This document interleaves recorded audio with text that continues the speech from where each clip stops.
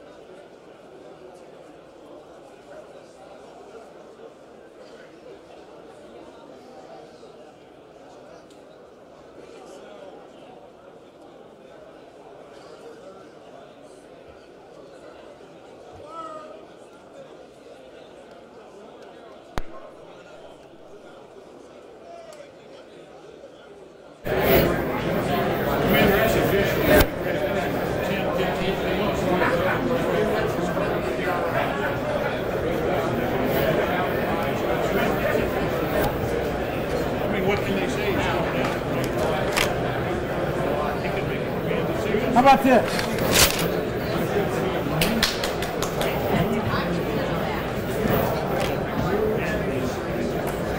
How about this? Oh, you guys missed it.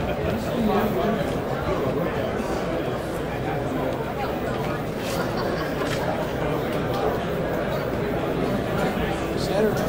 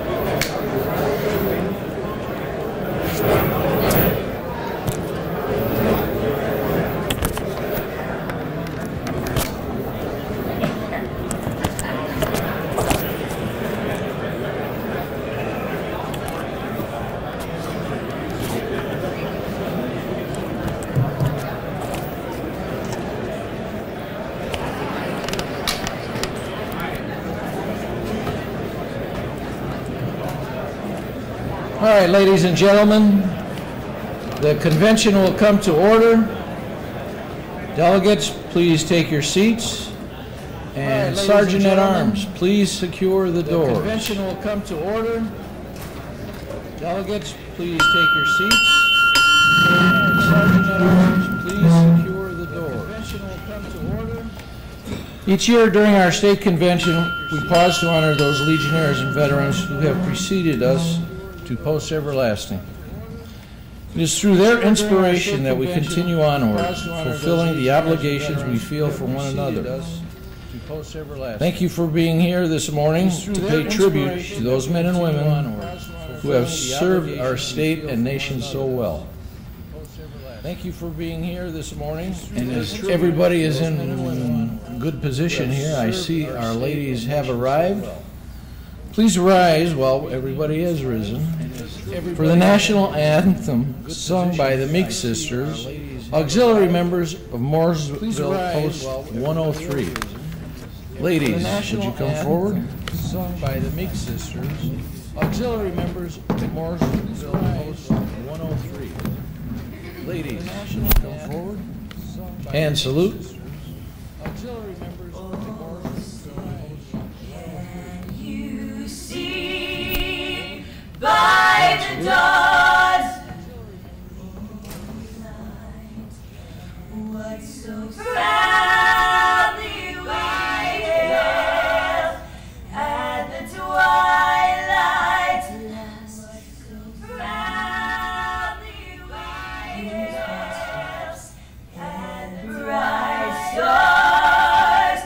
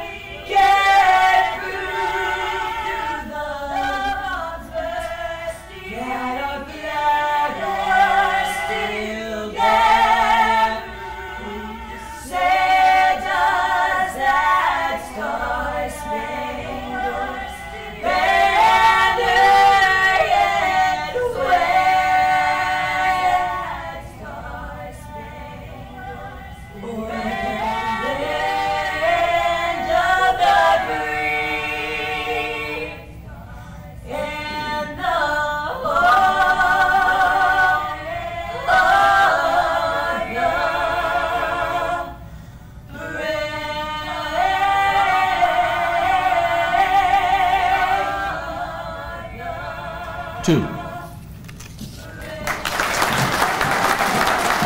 Thank you, ladies. At this time, I call upon members of the 99 Club and past Department Commander Larry Lowry, who was asked by the 99 Club to fulfill the role so ably played by our late past Department Commander Harold Epley. Larry Lowry, would you please come forward? Role so ably played by our late past Department Commander Harold Epley. Larry Lowry, would you please come forward? You got to get your cheaters on. Welcome, fellow veterans and fellow citizens. For many years, we have paused during our state convention proceedings to honor and remember those who gave their life for our nation. Welcome, fellow veterans and fellow citizens. While we have great monuments dedicated to Hoosier veterans, it is only through the personal remembrance and understanding of their sacrifices that we can assure our future freedom. By recalling the supreme sacrifice of others, those of us enjoying the liberties of the United States can rededicate our lives to continue noble purposes. Through remembrance, we're forced to recall the lessons of history's past. And through remembrance, we're reminded that our younger generations deserve to know the lessons of the past. We must ensure that the thousands of Hoosiers who have gave their lives can rest eternal, knowing that the cause has not been abandoned. For we continue our quest for peace, freedom, and service to God and country through our Legion lives and work. We rededicate ourselves to ensuring the security of the widows and orphans of these veterans, and indeed to all veterans who need a helping hand. Department Commander Marty Zigowitz and Auxiliary President Judy Morris, please advance and place the memorial wreath. Department Commander Marty Zigowitz and Auxiliary President Judy Morris, please advance and place the memorial wreath. Department Commander Marty Zigowitz and Auxiliary President Judy Morris, please advance and place the memorial wreath. Department Commander Marty Zigowitz and Auxiliary President Judy Morris, please advance and place the memorial wreath. I ask those of you in attendance today to join me in silence with bowed heads in memory of those who have made the supreme sacrifice and have answered the call of the great commander of all divisions. Join me in silence with bowed heads in memory of those who have made the supreme sacrifice and have answered the call. I now call on President Morris for her remarks. Symbolic of the simple resting place of one who has served our country is the white cross, surmounted by the helmet which you see in front of me. Physically, it is the key element in the temporary shrine. Spiritually, those of us viewing it today will remain its memory, as long as remembrance remains part of our being. Centered in the temporary shrine is the symbol of the vessel of light, excluding its flame of the eternal existence of the spirit of man. By the symbolism of the eternal flame of life, we today make known to all nations of the earth the faith of the American people in their Creator, through whose guidance and solitude this great country has come into being, as long as we, His people, walk in His path and obey His, who search the future of the beloved land is assured. On the other side of the symbolic flame of eternal life rises the flag of unbeatable and imperishable America. Proudly it waves in majestic, denoting defiance of common foes of evil and aggression. It was a privilege and duty of the patriotic Americans, being memorialized today, to lay down their lives in the service of the United States of America. By such sacrifice, they likewise serve, in a worldwide sense, the hundreds of millions of their fellow men who seek to preserve the freedoms as they know such blessings in their own countries and communities.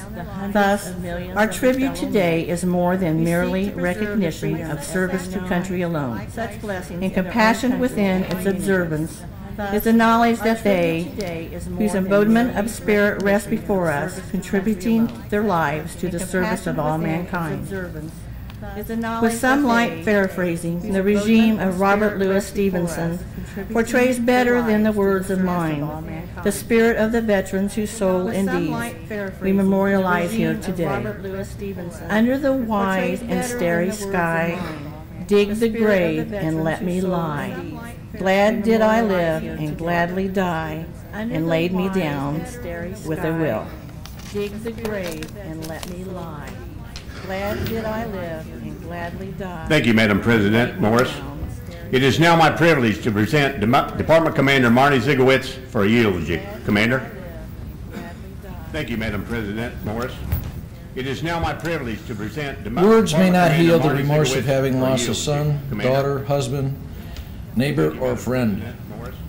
But we can review the lives of those who have given so greatly for our country. We can bear pride in their service to our nation and know that from their ultimate sacrifice, our lives have progressed. We can bear pride in their service. Those who served and died over there, from their ultimate sacrifice, the many who perished in the Second Great War, the soldiers of Pork Chop Hill and Inchon, the veterans who fought for our ideals in Vietnam, the veterans of Beirut, Grenada, Panama, and those who did serve and who are now serving in the Persian Gulf. Indeed, all veterans who have given to this nation a chance for new life. That new life is evident in our existence today, for we are not cowering under the rule of fanatical Nazism. We do not worship a pretender emperor god. We are not subject to the whims of religious tyranny. Our nation continues to be the flagship of freedom for planet Earth. We retain our rights of the Constitution. Our citizens honor God in their own way. We enjoy freedoms that are little thought in our daily lives, and yet they would be sorely missed if they were suddenly gone. So it is to these men and women, these veterans of the past, to our veterans of the future, that we turn our thoughts and thanks. We give thanks for all that we are. We give thanks for all that America has been and will be. And we know in our hearts that it was through their service and sacrifice that our future will continue to be right under the democratic rule of the people. The citizens of the entire world are the debtors of our nation's veterans for what they have given. The citizens of the entire world are the debtors of our nation's veterans. Thank you, Commander. For what they have given. Commander, it's also my sad duty to report that we have lost many members amongst our ranks during the past year. Honoring their memory, we will now conduct our post-everlasting ceremony. I would ask all present to please remain silent. Honoring their memory, the brazier being in place, the equipment for the ceremony being in place, we will proceed. This moment is sacred with almost visible presence of those who have gone before. We come to honor the memories of those who offered their lives in the service of their country and who are now enrolled in the great spiritual army, whose footfalls cause no sound, but whose souls in the memory of man go marching on, sustained by the private service in time of war. Because of them, our lives are free. Because of them, our nation lives. And because of them, this world is blessed. May this service strengthen our reverence for our departed comrades. Our nation lives. Robbie Robertson, will you please place a symbolic American Legion cap on the rifles? May this service strengthen our reverence for our departed comrades. Our nation lives. Robbie Robertson, will you please place a symbolic... This is in remembrance of our departed comrades in the Army, Navy, Air Force, Marines, and Coast Guard. All of the armed forces that were represented. In the Army, Navy. I will now ask our comrade chaplain, Norris Kearns, to please offer prayer. All of the armed forces that were represented. In the Army, Navy. I will now ask our comrade chaplain, Norris Kearns to please offer Shall we prayer. be in an attitude of prayer? I will now ask our Almighty God and Heavenly Father, who has dominion over life and death, grant to us the grace to remember with love and reverence our valiant and honored departed comrades. Grant peace and eternal rest to those who have gone on before us, and make us ready for that last hour. Strengthen and console those in sorrow, and bestow upon us thy everlasting blessing. For we ask this in your holy name. Strengthen and console those in sorrow, bestow upon us thy everlasting blessing. For we ask this in your holy name. Comrade John Babala, please transmit this letter containing the service of our Legion records and of our departed comrades to post everlasting. Comrade John Babala, please transmit this letter containing the service of our Legion records and of our departed comrades to post everlasting. Comrade John Babala, please transmit this letter containing the service of our Legion records and of our departed comrades to post everlasting. Comrade John Babala, please transmit this letter containing the service of our Legion records and of our departed comrades to post everlasting.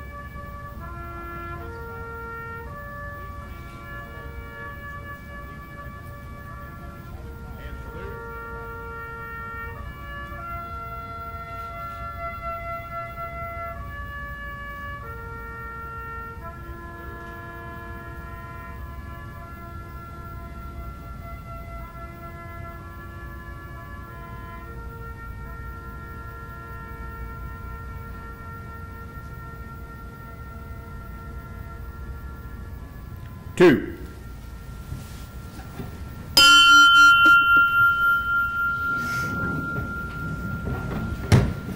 Commander, I wish to thank you on behalf of the 99 Club for allowing its members to conduct this memorial service again this year.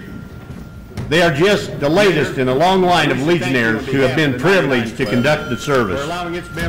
The 99 Club, all officers who served in the past Department Commander Harold Epley, inherited this privilege from the 71 Club.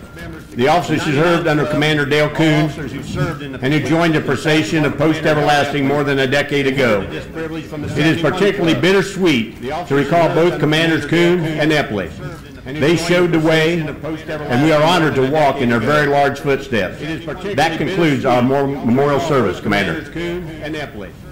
They showed the way, and we are honored to walk in their very large footsteps. That concludes our memorial service, Commander. They showed the way, and we are honored to walk in their very large footsteps. That concludes our memorial service, Commander. They showed the way, and we are honored to walk in their very large footsteps. That concludes our memorial service, Commander.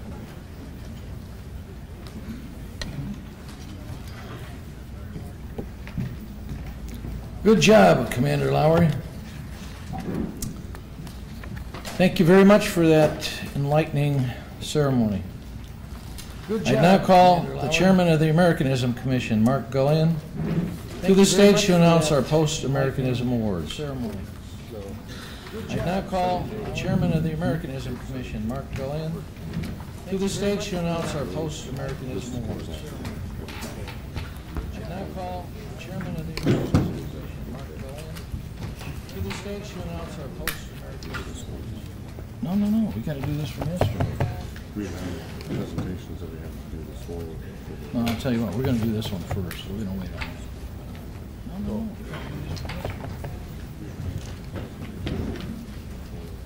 I'll tell you what. Commander, delegates, alternates, and honored guests. At this time, it's my privilege to announce the winners of the Department Americanism Awards. Commander, each of these winners have demonstrated their dedication to the ideals of the American Legion and the Department Americanism program. As the winners are announced, a representative of the post should come forward to receive the award at the lower stage with the department commander. If there's not a representative present at the district, would the district commander come forward? with the department commander. The first award we present today is the Post Blood Drive Award. District Commander. This award is presented to the post that participates the most in the blood donor program at their post over the last year. This year's Post Blood Donor Award goes to the 7th District, Burton Worley Post 18. I would like to ask the post commander or representative of the post or district to come forward to the lower stage to accept the award from the department commander. I would like to ask the post commander or representative of the post or district to come forward to the lower stage to accept the award from the department commander. I would like to ask the post commander or representative of the post or district to come forward to the lower stage to accept the award from the department commander. I would like to ask the post commander.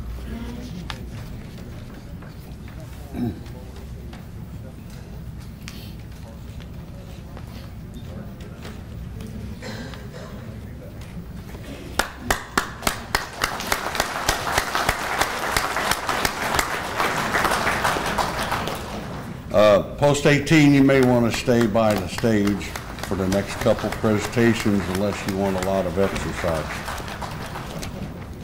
Post 18. Congratulations. We encourage all posts to continue to get involved in the blood donor program to help save lives. Next, we have the Brian Wagner Award. This award is given annually to recognize the post ceremonial efforts and accomplishments to include the Post Everlasting, the Honor Guard, Veterans Day, Memorial Day, and more. This year's recipient of the Brian Wagner Award is the 7th District, Post 18 in Bloomington, and more. Would you like to come back, please? Of the Brian Wagner Award is the 7th District, Post 18 in Bloomington. Would you like to come back, please?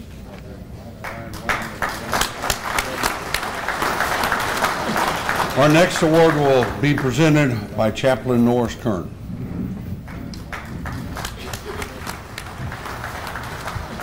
Our next award will be presented by Chaplain Norris. Since its founding in 1919, the American Legion has operated on the principle of service to God and country. The Four Chaplains Award honors the personal sacrifice of the four men of God during World War II. Four men of different faith gave up their life jackets so others might survive, and they provided prayer as their ship sank in the Atlantic. This award recognizes the post's contribution to the principles of the four represented. The recipient of the 2018 Four Chaplains Memorial Award for supporting the principles of the American Legion by providing outstanding service to God and country is the 7th District's Burton Worley Post 18 in Bloomington. Will the post representative please come forward? Is the 7th District's Burton Worley Post 18 in Bloomington. Will the post representative please come forward? Is the 7th District's Burton Worley Post 18. Thank you for the presentation, Chaplain, and congratulations to Post 18 again. Next, we have the Ralph B. Curley Kuzman Award. This award recognizes post efforts to promote the field of rehabilitation and service to the veterans during 2017 and 2018 membership year. The post that provides the greatest effort in veteran service representation and rehabilitation is the Burton Worley Post 18 in Bloomington. Veteran service representation and rehabilitation is Burton Worley Post 18 in Bloomington. Service representation and rehabilitation is rehabilitation is one of the four pillars that is the foundation of our organization. Great job, Post 18. Keeping in mind that a strong and secure nation is the greatest assurance of 100% Americanism, the American Legion has established a National Security Award. The Colonel Frank Kosovo National Security Award is presented to a post for its overall national security program as documented by newspaper clippings, post bulletins, and scrapbooks on the national security. The winner of this award goes to, well, guess, the 7th District, Burton Worley Post 18. The winner of this award goes to the 7th District, Burton Worley Post 18.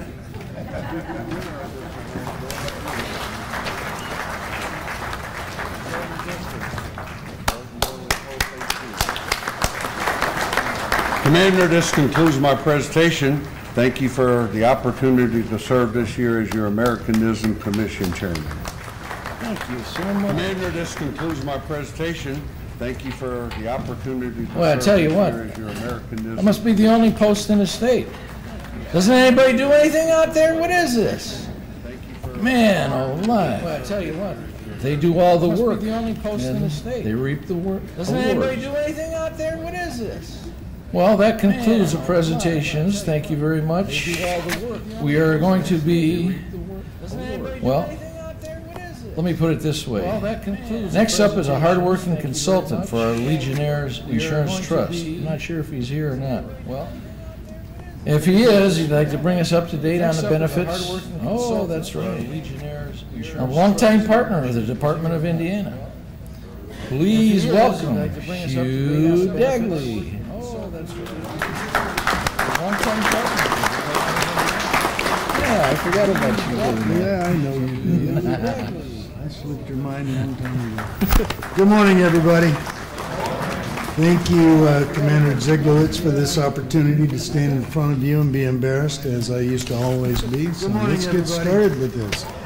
I am the newly elected Vice Chairman of the Legionnaires Insurance Trust, and I am also Indiana's Trust Director.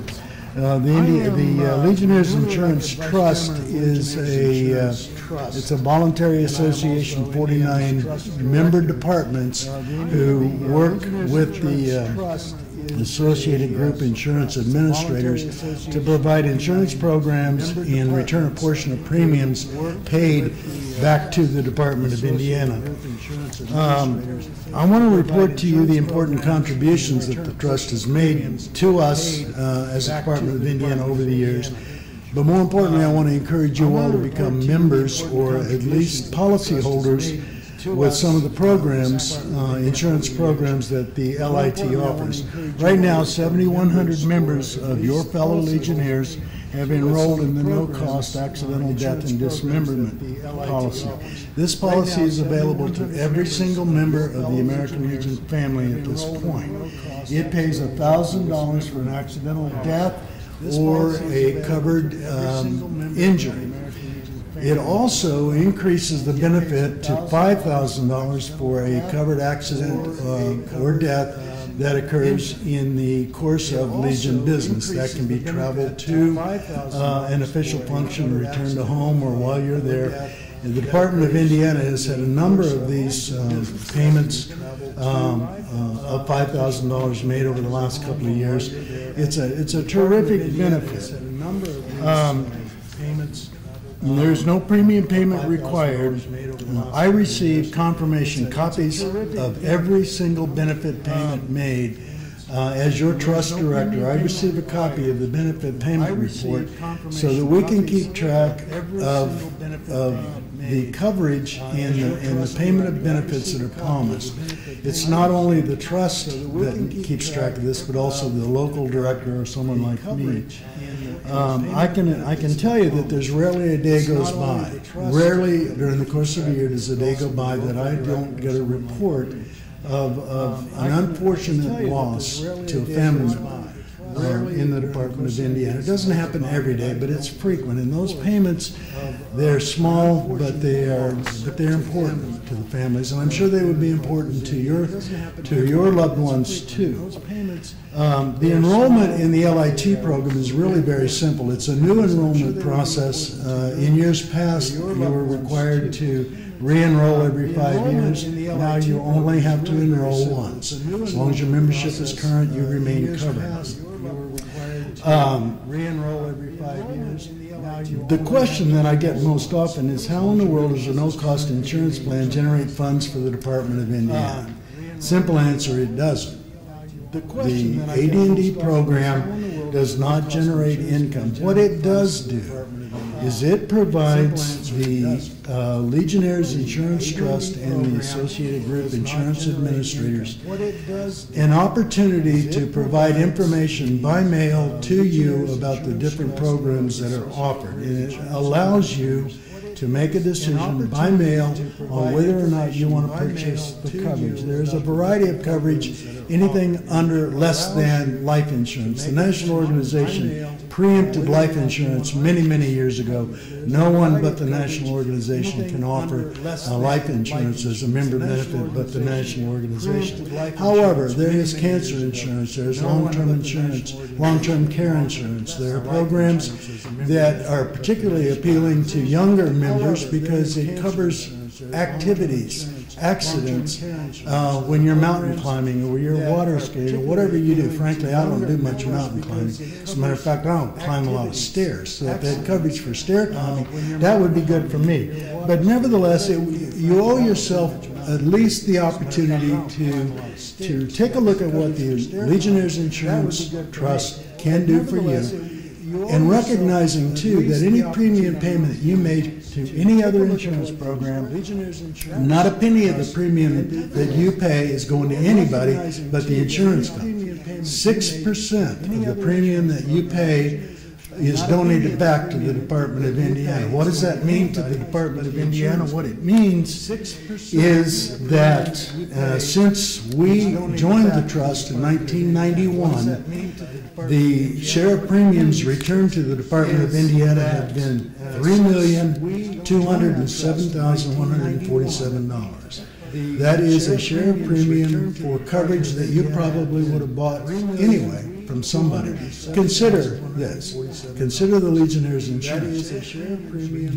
The single most important assurance that you have, at least insofar as your comfort is concerned when it comes to Legionnaire Insurance, is that no one will knock on your door. No one will sit at your dining room table. No one will talk to you about buying insurance. The LIT never, ever, unlike some of those companies that come to your post meetings and say, let me have a seminar, let me talk about insurance products, let me tell you what we can do for our members, and then every member has to make an appointment if he's interested or she's interested. This doesn't happen with the Legionnaires Insurance Trust. Last year alone, the share of premiums returned was nearly $80,000. So this is not insignificant support to the Department of Indiana. And remember too that every single department has a trust director. Some a lot smarter than I am. Some of them have done it for a long, long time. But we all have our first interest in the welfare of the department.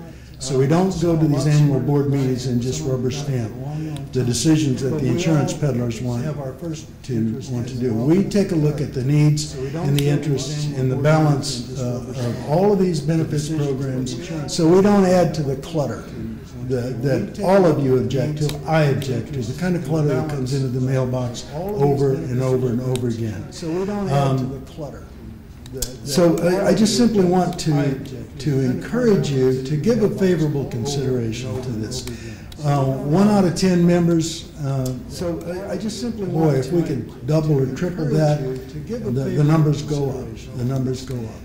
And in this era of tight income and reducing membership and revenue streams that are shrinking like crazy, anything you can do to help the Department of Indiana at the same time you help yourself is a win for everyone. Bob Ayers, past department commander, is a consultant. His son Mike Ayers, past department adjutant, is also a consultant. Mike is in Wisconsin. That's why I'm doing this presentation. But Bob is in the lobby. He will give you information and help you enroll if you choose to do that. At the very least, I would encourage you to get information on it, take it home, share it with family members, and see if there's not something there that you think might benefit you.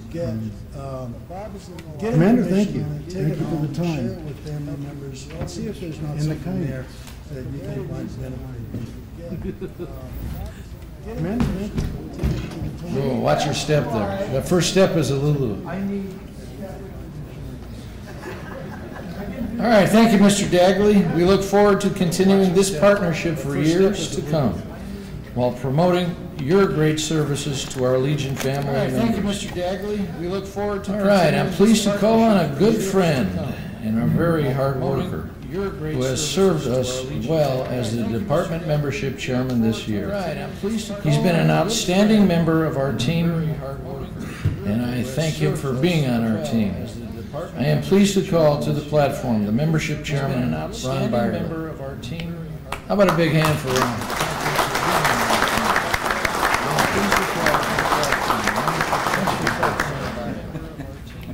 How about a big hand for Ron? Good morning. Thank you, Commander. Before I begin presenting this year's membership awards, I want to personally thank all the Legionnaires throughout the state who contributed to our efforts this year. Thank you, Commander. Every member of the Indiana American Legion can be proud of Commander Ziegler and our efforts to make Indiana a better place for our fellow veterans and their families. Now it's time to recognize the efforts of the posts throughout the state for their work in membership this year. I would ask the department commander to take the lower stage to make the presentations and for photo opportunities.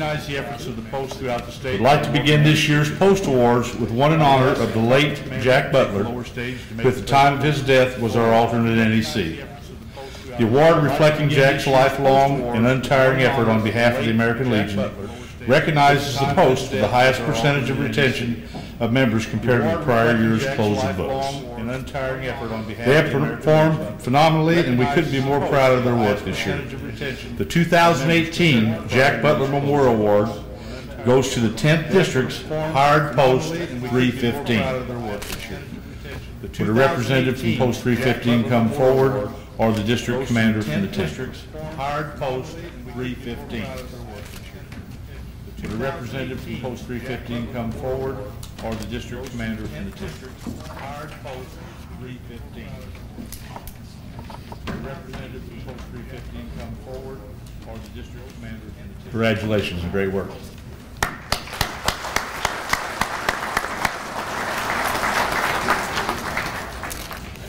Congratulations. The Ralph F. and Ralph E. Gates Memorial Award is presented to the post with a greater percentage of increase in membership over its previous 4-year average.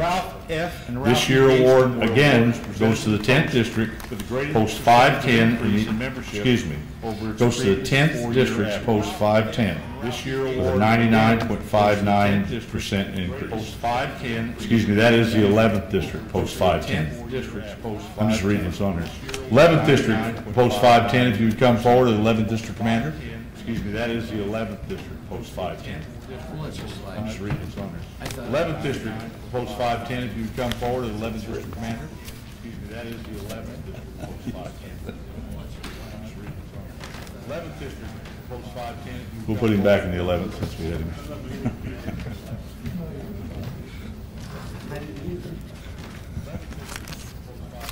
We'll put him back in the 11th. Congratulations. Thank you.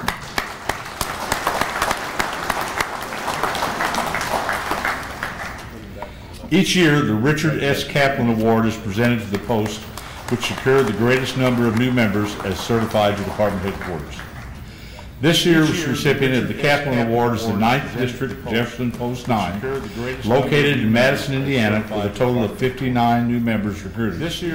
Will the post representative please come forward, or the district commander, please? Located in Madison, Indiana, with a total of 59 new members recruited. Will the post representative please come forward, or the district commander? Located in Madison, Indiana. a total of 59 new members. Post representative, please come forward or the command.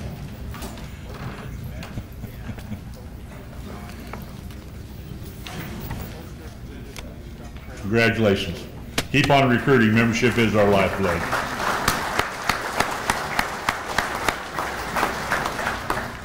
Congratulations. The goal in every post in the department is the attainment of an all-time high. Our top 3 posts finishing with the longest consecutive all-time highs will receive a department citation. Our first place finisher will also receive the Donald W. Hines Memorial Award to recognize the post in the department which attains an all-time high in membership for the highest number of consecutive years. Our third place award goes to the 8th District, William Zeb Longest Post 42, located in Floyd Knob, Indiana, with 14 consecutive years finishing with an all-time high. Will a representative of the post please come forward to accept the award? Located in Floyd Knob, Indiana, with 14 consecutive years finishing with an all-time high. Will a representative of the post please come forward? Post 42 in the 8th District. Floyd Knob, Indiana, with 14 consecutive years finishing with an all-time high. Will a representative of the post please come forward? Post 42 in the 8th District.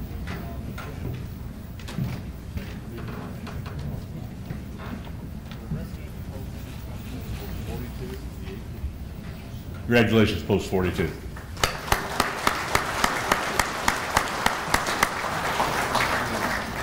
Our second place finisher is the 7th District's Mooresville Post 103 with 20 consecutive years at an all-time high. Would a representative of the post please come forward? Is the 7th District's Mooresville Post 103 with 20 consecutive years at an all-time high. Would a representative of the post please come forward? Is the 7th District's Mooresville Post 103. Would a representative of the post please come forward?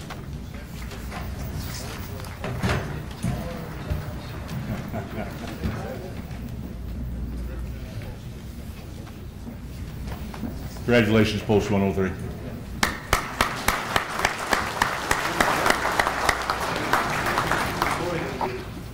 Finally, our top finisher with the longest consecutive all-time high will receive a department citation, and our top department winner will receive the Donald W. Haynes Memorial Award.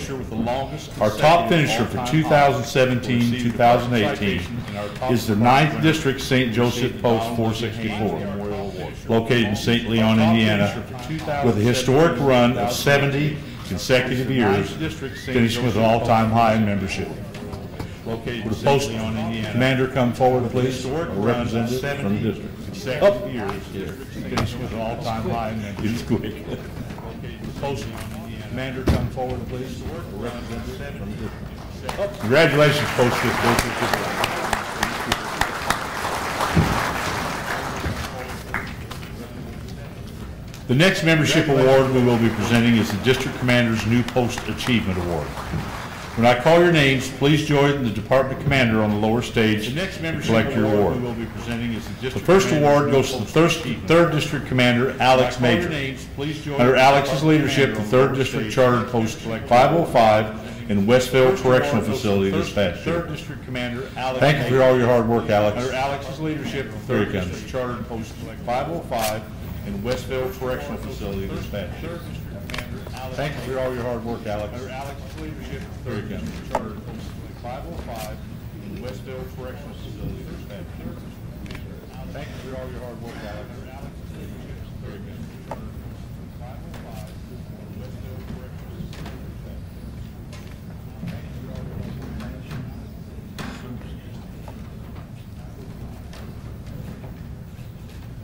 in Westville Correctional Facility this past year.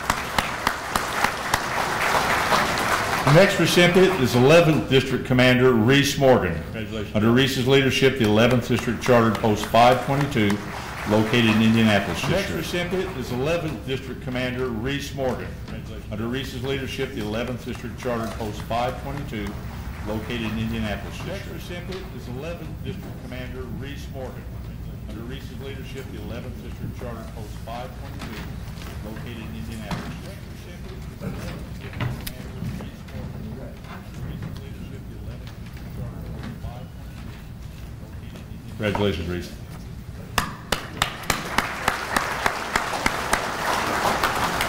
The next recipient is 9th District Commander Bill Sherrard. Under Bill's leadership, the district chartered Post 132, located in Bright, Indiana, and Post 512 in the Madison Correctional Facility this year, which was the first female correctional facility post. Located in Bright, Indiana, and Post 512 in the Madison Correctional Facility, which was the first female correctional facility post. Located in Bright, Indiana, and Post 512 in the Madison Correctional Facility. Thank you, Bill. Thanks to each of you in your districts for supporting such great posts for helping our fellow veterans. We also recognize the largest squadron detachment for the SAL. For the 20th consecutive year, ladies and gentlemen, let's give a big hand to Squadron 256 at North Webster with 606 members. Would a post or district representative come up to receive the award? Squadron 256 at North Webster. 253 at North Webster. Did I read that wrong? Would a post or district representative come up to receive? Thank you, Commander. Squadron 256 at North Webster. 253 at North Webster. Did I read that wrong? Would a post or district representative come up to receive? Thank you, Commander. 253 at North Webster. Thank you, Commander.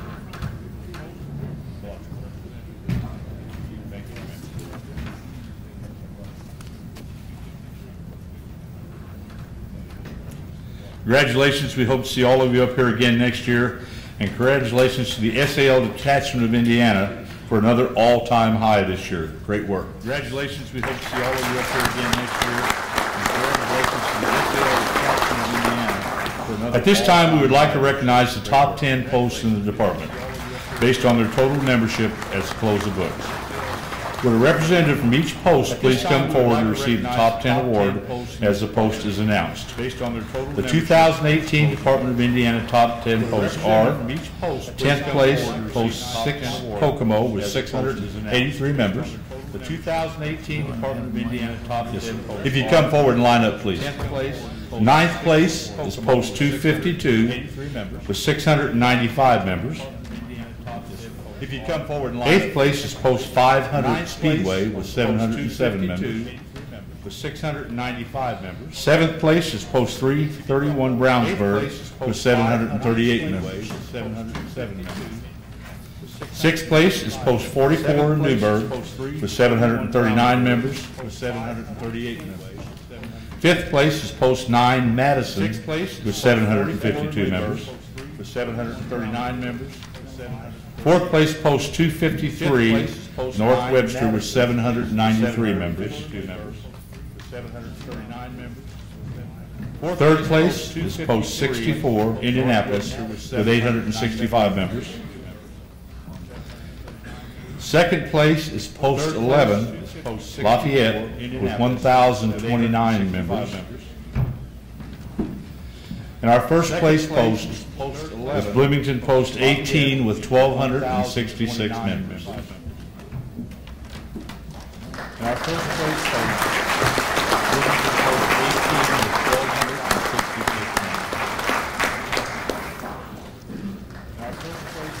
is Bloomington Post Let's give these outstanding posts another round of applause.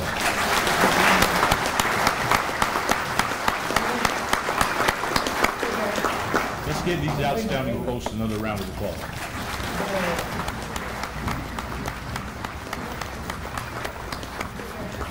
Let's give these outstanding posts another round of applause.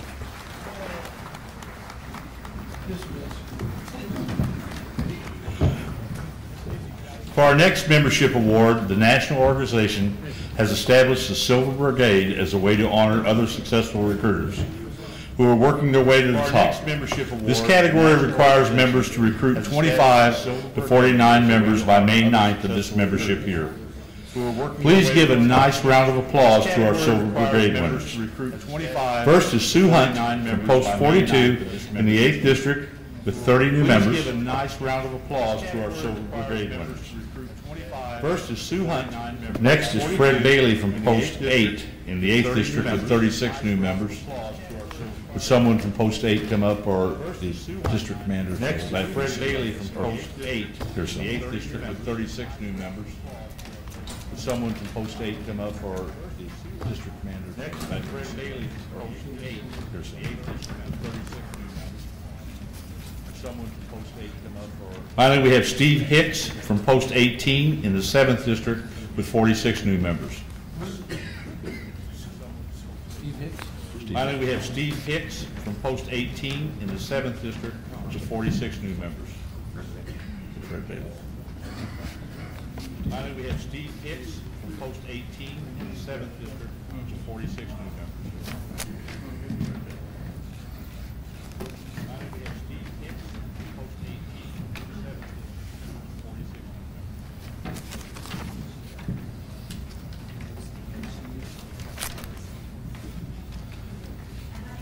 Let's give these Silver Brigade recruiters a big hand.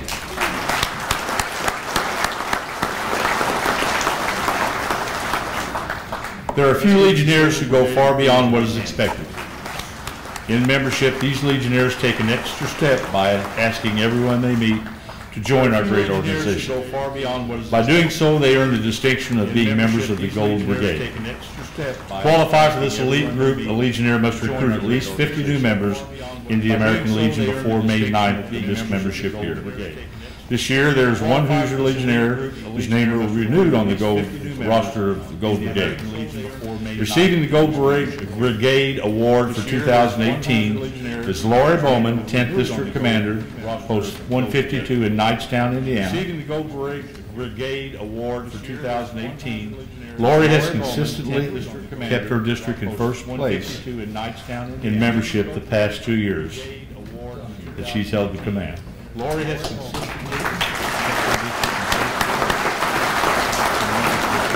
and says her upcoming district commander could learn from her, but since she's the district commander again, I hope she's learned a lot from herself.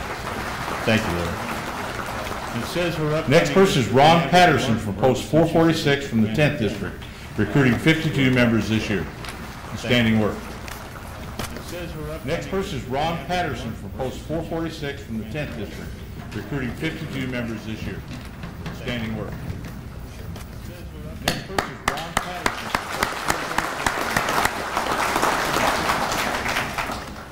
Barry Scott Crawford from Post 9 in the 9th District. He is a second-time Gold Brigade Award recipient, recruiting 50 new members. Barry Scott Crawford Scott, if you come forward, in the 9th. He is a second-time Gold Brigade Award recipient, recruiting 50 new members. Barry Scott Crawford Scott, if you come forward, in the 9th. He is a second-time Gold Brigade Award recipient, recruiting 50 new members. Barry Scott Crawford,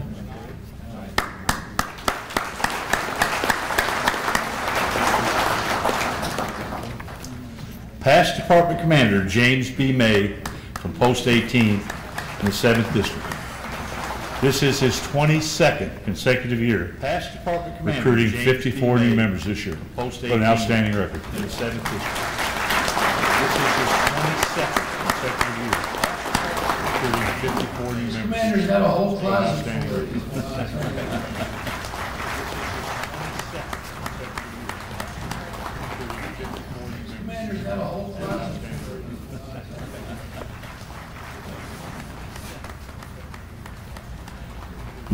Great work, everybody. Your efforts contribute directly to the longevity of our organization that changes lives for our Hoosier veterans and veterans across this nation. Keep up the good work. Your efforts contribute directly. Commander, this concludes the presentation of the membership awards. At this time, however, with your permission, I'd like to add a final membership report to the record. Commander, this concludes the presentation of the membership board. This time, however, with your permission, I'd like to add a final membership report to the record. Stand down. This time, however, We do have another Gold Brigade Award. Membership Award. And you know who gets this one? The gentleman right behind me, Ron. We do have another Gold Brigade Award.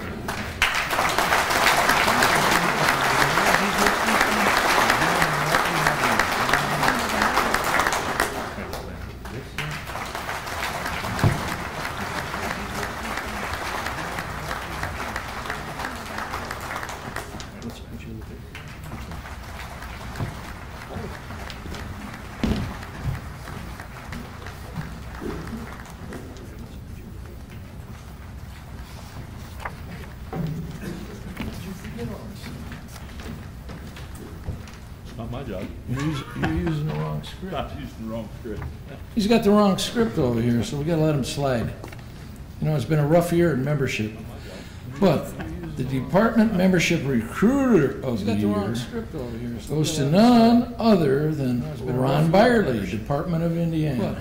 The department membership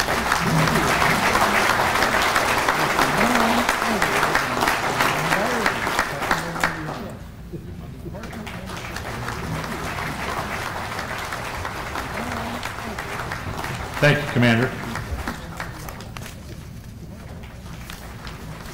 Final membership numbers. Thank you, Commander. 73,659 members last year, of which 3,443 were new. That was the new members were our shining spot. We would increase that by 75 over the year prior. That was the first place, 10th district, for the second year in a row. Congratulations, 10th district. 75 over the year prior. Followed by the 6th, the 9th, the 7th, the 8th, the 2nd, the 4th, the 11th, the 1st, the 3rd, and the 5th. The 9th, the 7th, the 8th. This time the commanders would like to make a few remarks. Well, they'll be short. The 1st, the 3rd, and the 5th. I'd like to thank everyone for the hospitality I've shown throughout the year. And all the Blue Cap Legionnaires out there who got to work. We have an opportunity with our 100th anniversary coming up to turn this membership around. I really feel like it can be done. I've enjoyed it. Worked with 4 outstanding vice commanders. Did a heck of a job. I really feel like it can be done.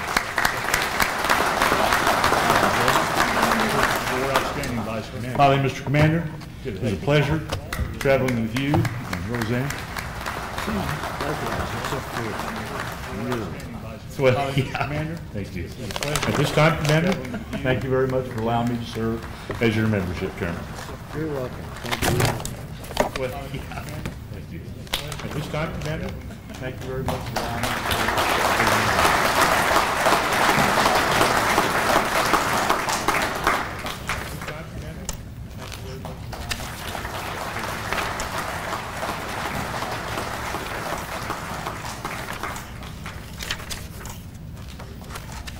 I'll tell you what now, Ron really deserves another big hand because he did such a great job this year. The problem is, it's a tough nut to crack, trying to get everybody online. We did great with our renewals. The problem is, excuse me, we did great with our new members, but our renewals fell off some. I just hope for the best next year, and it's I just feel bad for Ron, who did the best next year, running around the whole state, and hopefully I just feel bad for it's not gone for naught, but it's just one of those things that, as much time as you put into it, it doesn't come to fruition, but I still thank you so much for doing such a great job. All right. Thanks again, Ron.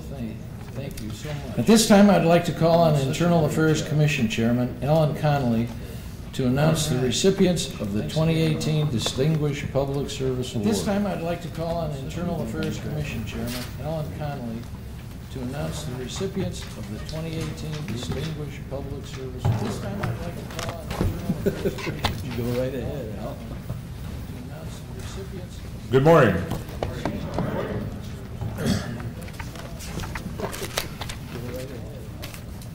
Thank you, Commander, ladies and gentlemen. Good morning.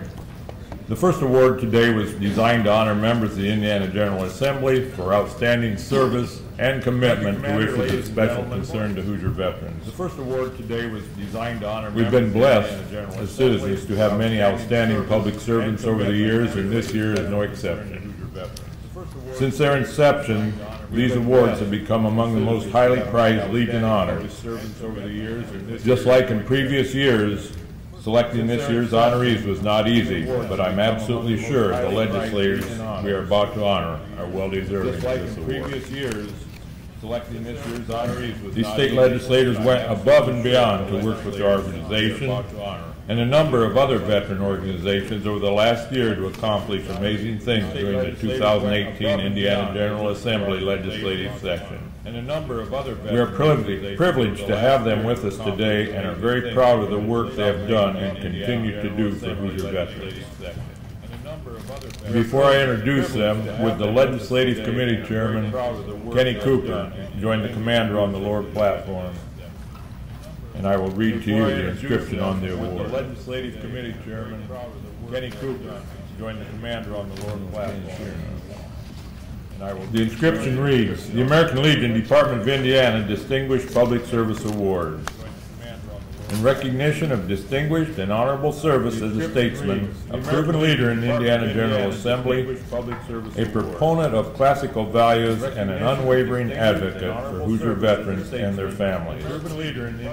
July 2018. The citation is signed by Department Commander Ziglowitz. Hoosier veterans and their families. July 2018. As I call your name, will you please join Department Commander Ziglowitz on the lower stage to accept your award, and you'll be given an opportunity to say a few words about your work for veterans and families. On the lower stage to accept your award, and you'll be given an opportunity to say a few words about your work. Ladies and gentlemen, the first of two Distinguished Public Service Awards goes to State Senator Lonnie Randolph. Ladies and gentlemen, the first of two Distinguished Public Service Awards goes to State Senator Lonnie Randolph.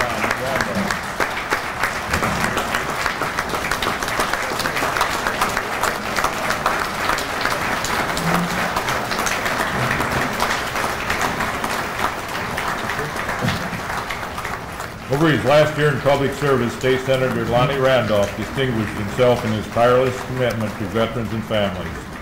He has consistently and reliably been a supporter of many veterans' issues over his career. He has worked hard to bring and keep those issues in the light for Indiana General Assembly lawmakers. Senator Randolph serves Indiana Senate District 2, located entirely within Lake County. He also serves as a minority whip in the Indiana Senate. Senator Randolph serves Indiana Senate. The floor is yours, Senator. Entirely within Lake County. He also serves as a minority whip in the Indiana Senate. Oh boy, I am overwhelmed. And I wish to say greetings to you all. This is quite an honor. Boy, I didn't expect this. When we go about in the General Assembly doing what we feel is important work. This is work that is necessary, needed for the people who still be in. But a lot of us have a special fondness, a special heart when it comes to veterans. And that's automatic. And so when an issue comes up affecting veterans, a lot of us have a special determined trying to do whatever we can for that, because we know the sacrifices that you've made on behalf of our city, town, state, and country, which you don't get enough recognition for or appreciation. Well, I want to say that the Indiana General Assembly, we appreciate you, we respect you, we honor you, and I thank you very much for this distinguished recognition. Thank you.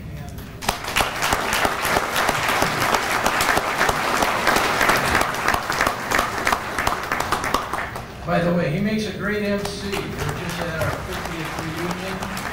The Chicago basketball capital. By the way, he makes a great MC.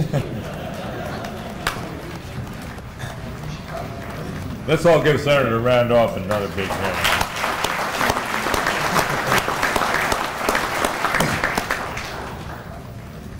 Our next public service award goes to State Representative Jim Lucas. Over this last year in public service, State Representative Lucas distinguished himself in his tireless commitment to veterans and families, which was also shown in his fight for alternative treatment studies and other alternative treatment options in the Indiana General Assembly. He has consistently been a champion of constitutional rights and liberties. Representative Lucas represents the Indiana House of Representatives District 69, which includes a portion of Bartholomew, Jennings, Jackson, and Jefferson counties, and he serves as Assistant Majority Whip in the Indiana House of Representatives. Jim Lucas is also a Legionnaire with Post 89 in Seymour, and he earned his eligibility through his service in the U.S. Marine Corps. Jim Lucas is also a Legionnaire with Post 89. Floor is yours, Senator. Thank you very much.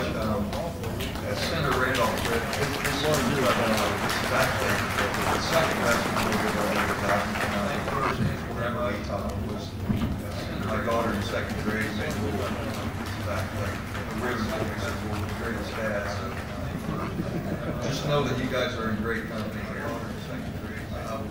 Every intellectually honest person knows that these awards aren't accomplished on an individual basis. It takes a team to be here.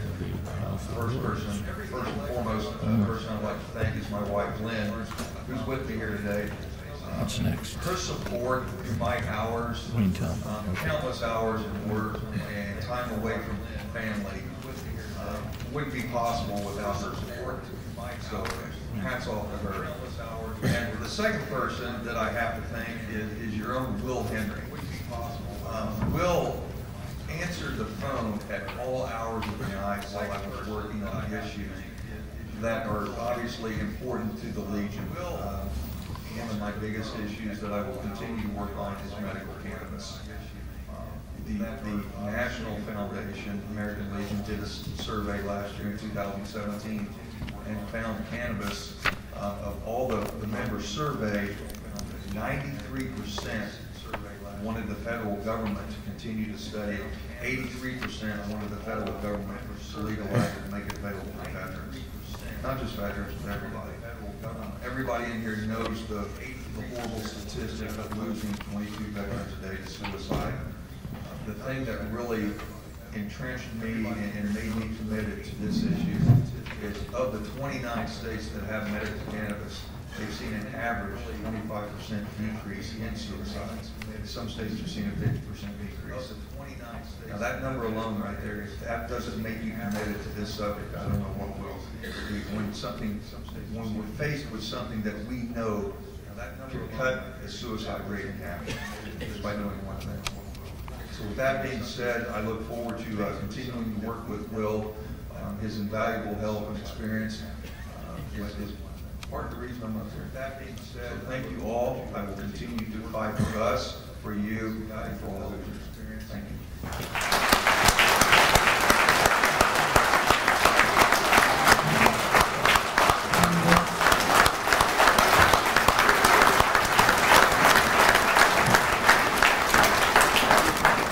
Tell you what, traveling around the state this year,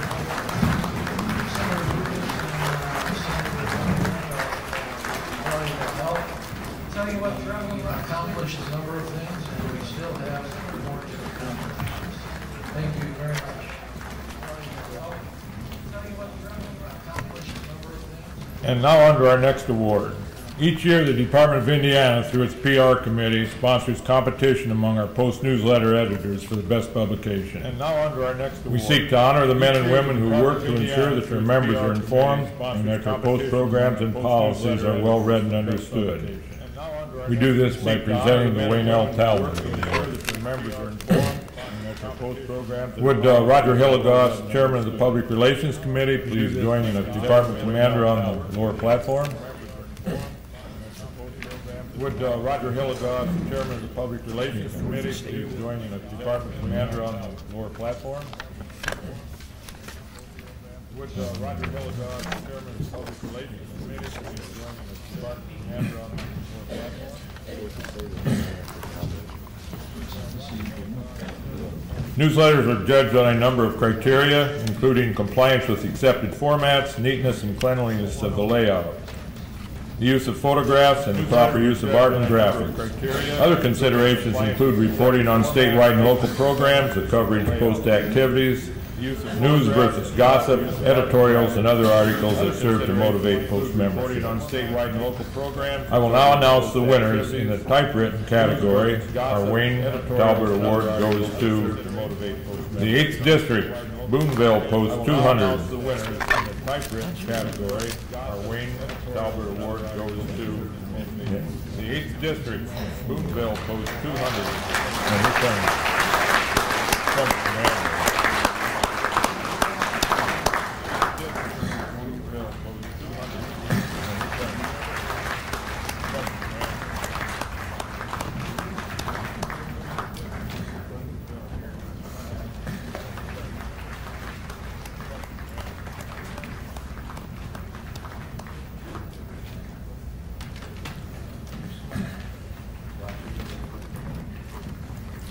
Congratulations. Let's give them a round of applause.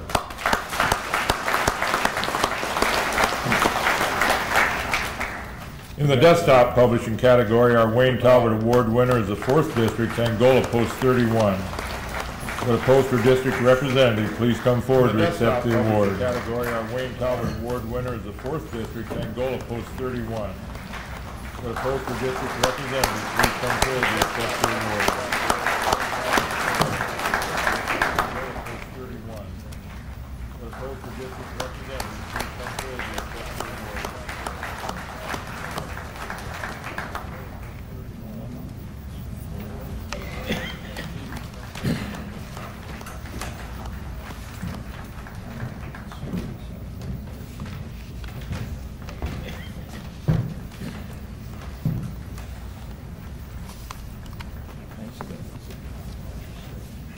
Congratulations to these two posts, and everyone keep up the good work informing our members and non-members alike about the positive work that we do.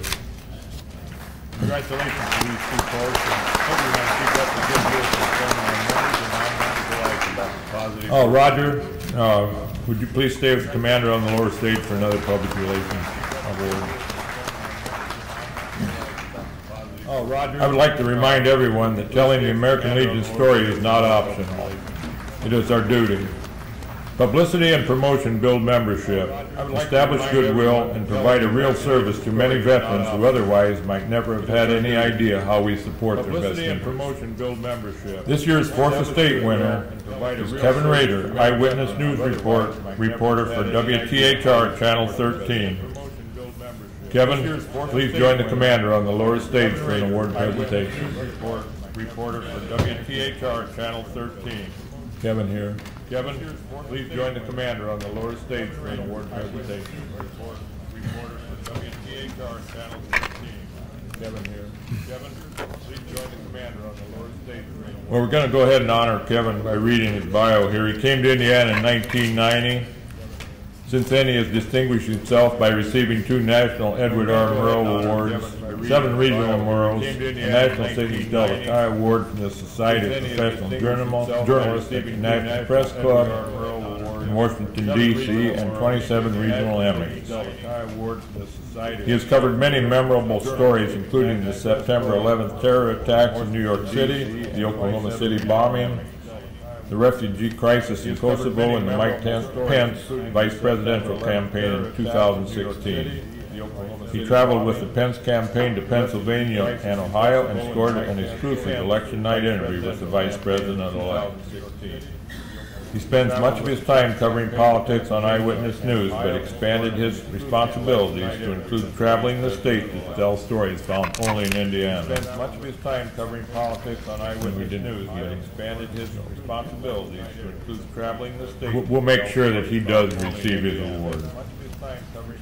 And all of us in the Internal Affairs Commission urge all posts to communicate and work with their local news organizations and keep their eyes out for those members of the Fourth Estate. All of us in the Internal Affairs Commission urge all posts to communicate and work with their local news organizations. Let's give all these bright young recipients another round of applause.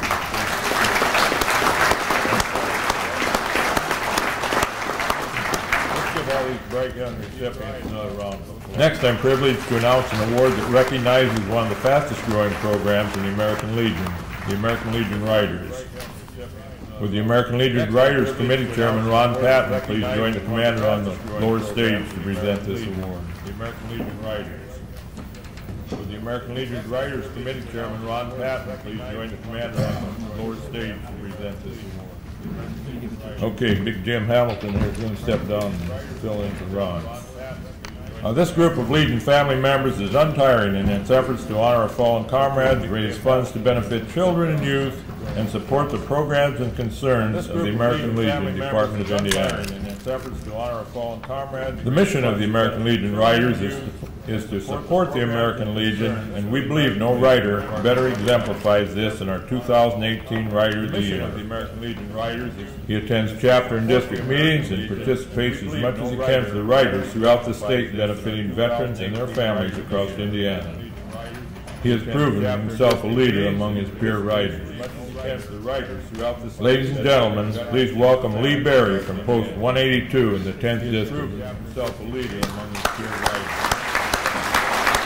Ladies and gentlemen, please welcome Lee Berry from Post 182 in the 10th District.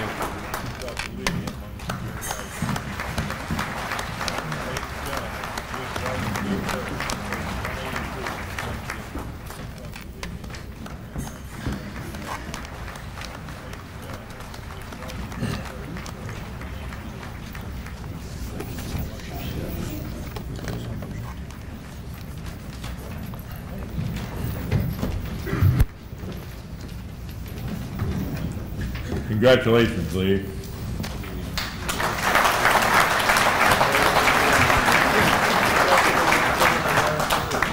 Congratulations, Lee. Several years ago, we established a special award to recognize the accomplishments and outreach of American Legion posts in their communities.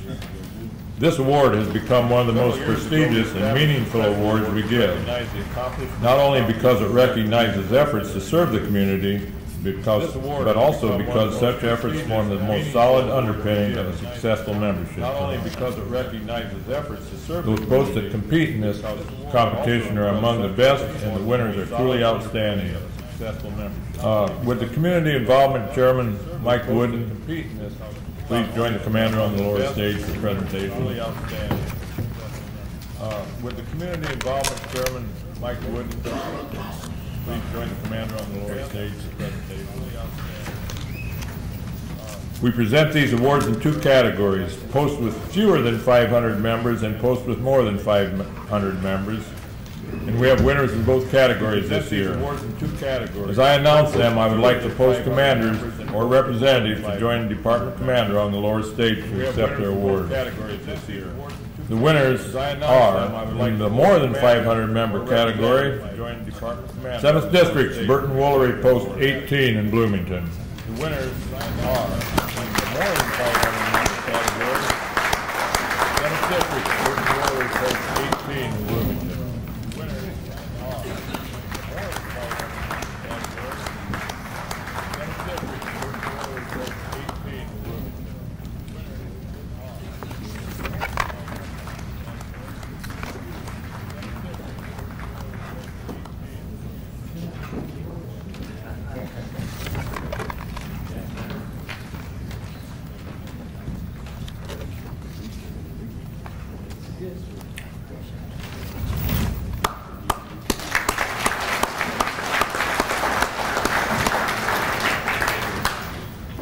And now the winner of the less than 500 member category, the 9th District, Kenneth L. Diver, Post 337 in Sunman, Indiana.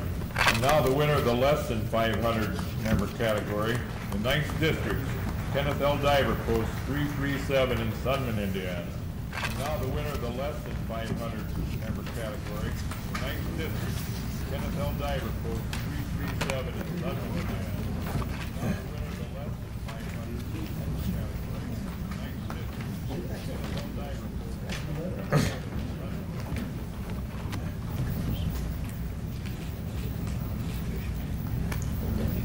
All right, let's give these outstanding Legion posts a big round of applause.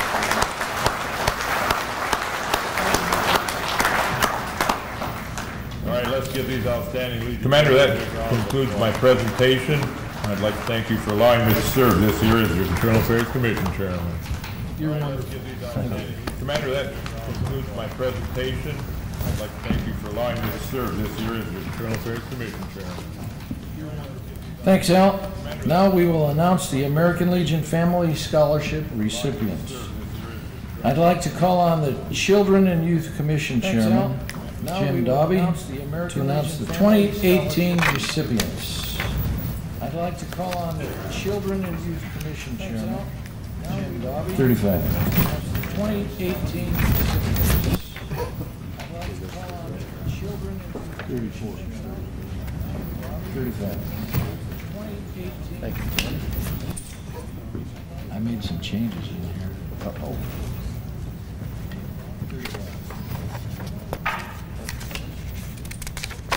Now you'll see changes. Uh-oh, you can. Thank you, Commander. I invite the Chairman of the American Legion Family Scholarship Committee, John Lloyd, if present, to join the Commander on the lower stage for these presentations. John here. I invite the Chairman of the American Legion Family Scholarship Committee, John Lloyd, if present, to join the Commander. This scholarship was established by past Department Commander John Mahalski, who devoted his year to raising a permanent endowment from which funds for scholarships could be earned by investment. The program has been very successful and is open to the children and grandchildren of Legion, Auxiliary, and SAL members.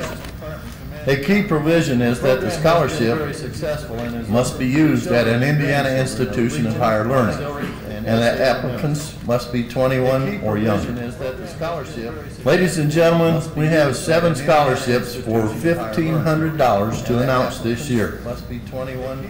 They are, and would you come to the stage, please?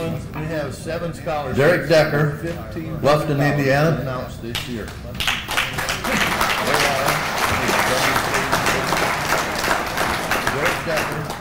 Bluffton, Indiana.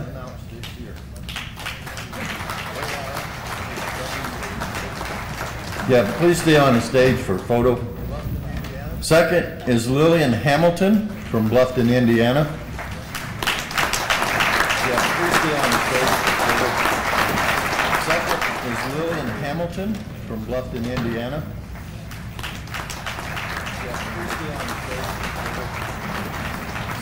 Riley Jones, Columbus, Indiana.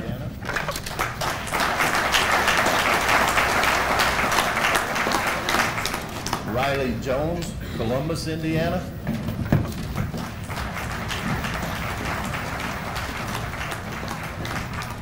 Riley Jones, Columbus, Indiana. Mackenzie Metcalf, Muncie, Indiana.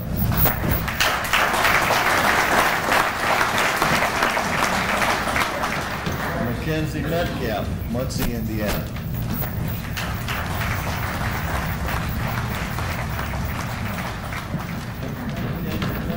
Cameron Peters from Colfax, Indiana.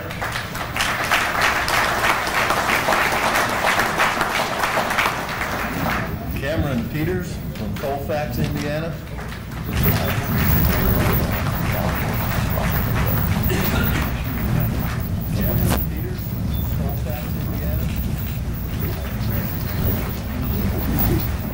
Jordan Weinbrenner from Albion, Indiana.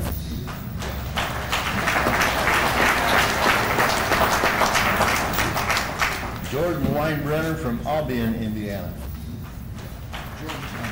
Okay. And Dakota Worthington from Walkerton, Indiana.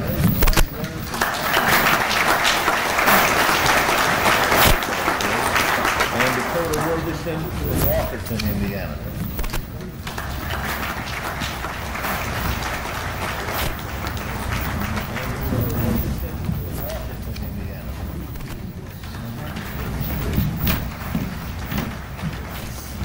Congratulations to all of our Legion Family Scholarship winners.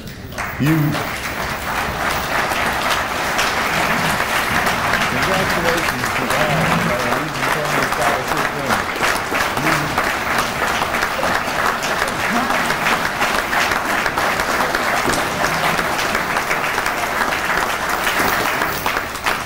are all indeed the future of our nation. Keep up the great work. That concludes my presentation. You are all indeed the future of our nation. That concludes my presentation, Commander. Thank you for the opportunity to serve. That concludes my presentation.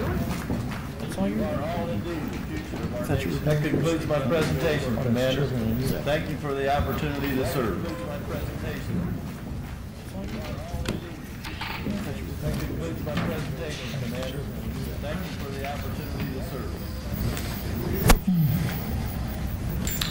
Thank you very much, Jim. Now I would like to introduce the Hoosier Boys State Director, Scott Weiler, for an introduction and a few presentations. Scott, now I would like to introduce the Hoosier Boys State Director, Scott Weiler, for an introduction and a few presentations. Scott, now I would like to introduce the Hoosier Boys State Director, Scott Weiler, for an introduction and a few presentations. Scott.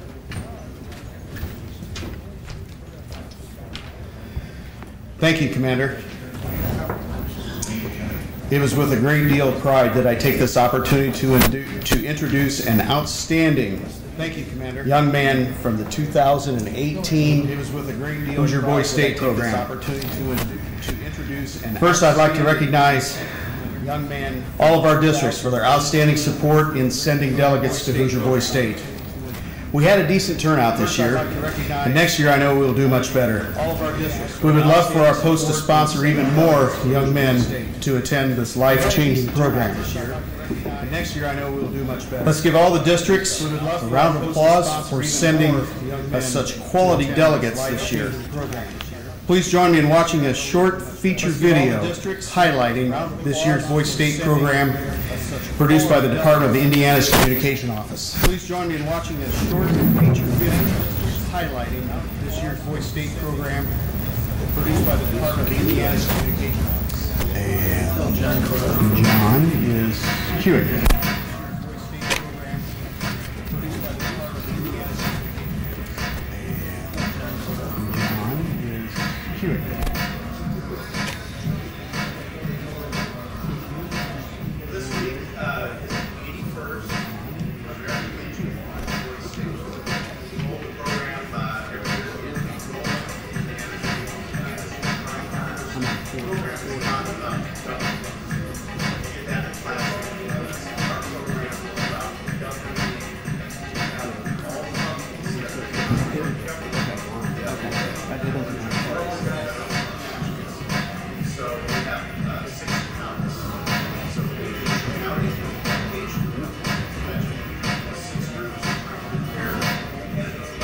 I thought this was going to be boring, or you're going to be suit and tie the entire time, trying to act all gentlemanlike, but no, it turns out to be completely different. Like, I thought government was boring, but as this has progressed, you really feel it, and it's fun. I think really enjoyed it, he's looking forward to it, and I think it was a great experience for him, and I think he met a lot of people. He's really excited about all the people that he met, and all the experiences he had.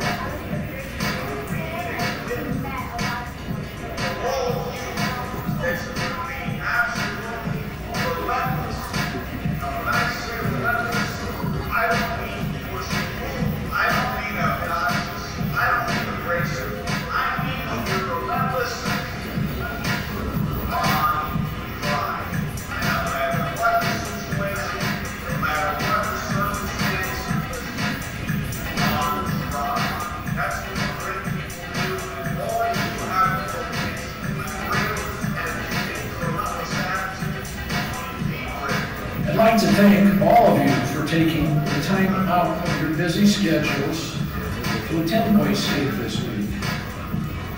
And like we said, it's a week to change your life. Take the time out of your busy schedules to attend Boys State this week. And like we said, it's a week to change your life.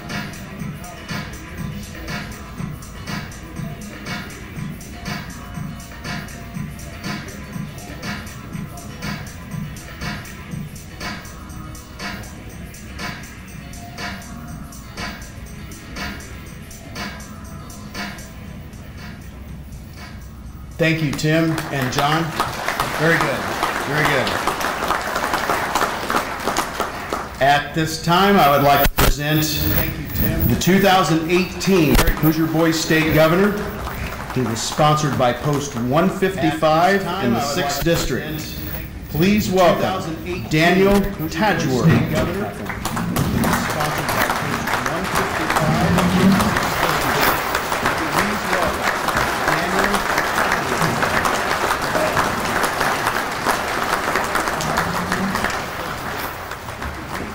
Well, first off, on behalf of all the delegates from Hoosier Boys State, I want to thank all of you for making Hoosier Boys State possible, because it really was a week to shape a lifetime. Well, first off, okay, now going into all these things, right, talking about what I really learned from Hoosier Boys State, what I want to first talk about is that, okay, all of us have really been in a relationship, be it as a father, as a mother, or a brother or sister.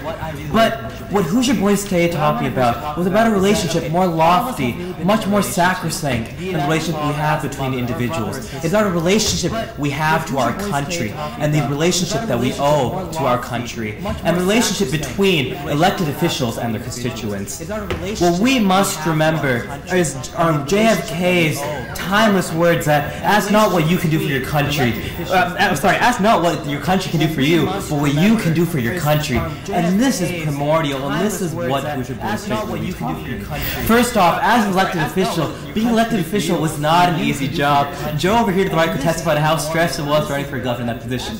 If we need any proof of how difficult it is to run for office, we all need the proof of former President Barack Obama's hair before and after he served in the presidency. From straight black to almost white. It's a very stressful position, but what keeps you going within this position is the fact that you are serving the people that elected in the office and the people of the country. You must, anybody in a position of power has to be cognizant of the fact that who are you serving? We all must ask ourselves every day we go into office to our work, who are we trying to serve, and what improvements are we trying to bring? Second off, the other thing that I did, Hoosier Boys State did teach me, was the importance of citizen engagement, and that within and trying to sustain a democracy.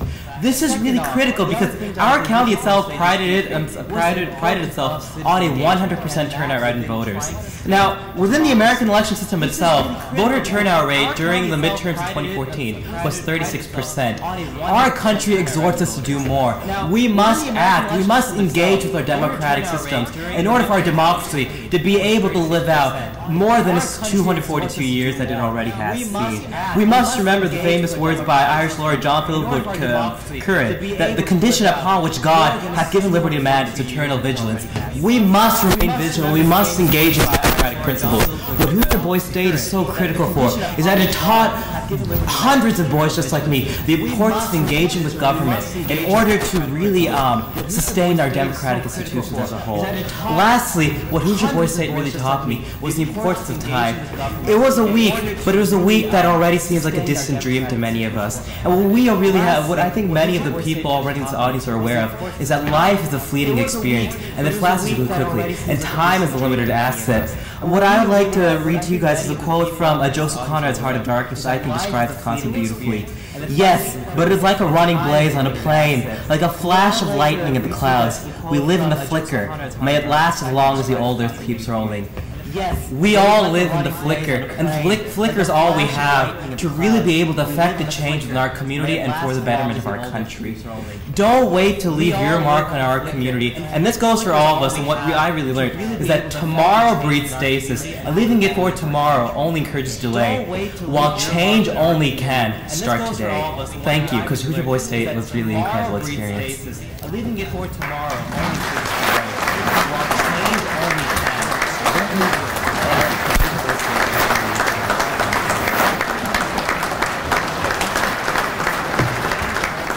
Now you know why he was the governor.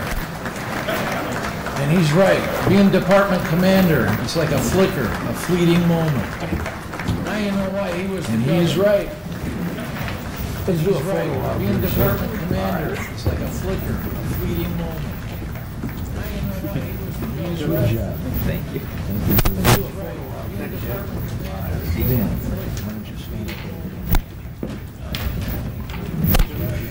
Thank you, Daniel, and congratulations on your success. We hope it continues well into the future, especially at Boys Nation. For much of the 20th century, one Legionnaire in particular dedicated himself to these young men, helping build their future. His name was Barney W. Breedlove. The runner-up Barney Breedlove Trophy goes to Joseph Belichin, sponsored by Post 16 in the 1st District. Barney Breedlove Trophy goes to Joseph, sponsored by Post 16. In addition to earning the Breedlove Trophy, he was also named an outstanding citizen of Boise State, earning him a $3,000 scholarship. To earning the Breedlove Trophy, he was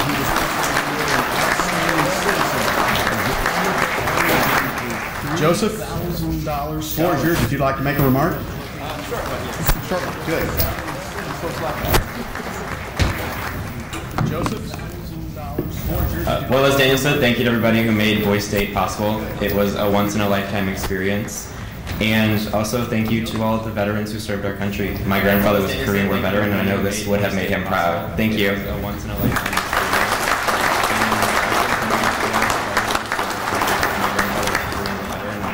Our first place Barney Breedlove Trophy winner goes to our other Hoosier Boys State Outstanding Citizen, Joseph Henning, sponsored by Post 297 in the 3rd District. Goes to our other Hoosier Boys State Outstanding Citizen, Joseph Henning, sponsored by Post 297 in the 3rd District. Okay. Congratulations on your success. We hope it continues well into the future. Next, I'm proud to introduce to you our $1,250 Samsung Scholarship winner. That's the winner that every state receives, one of these winners. Sponsored by Post 27 in the 3rd District, Saverio Lucchesi. Did I say that right, or did I chop it up? Sponsored by Post 27 in the 3rd District, Saverio.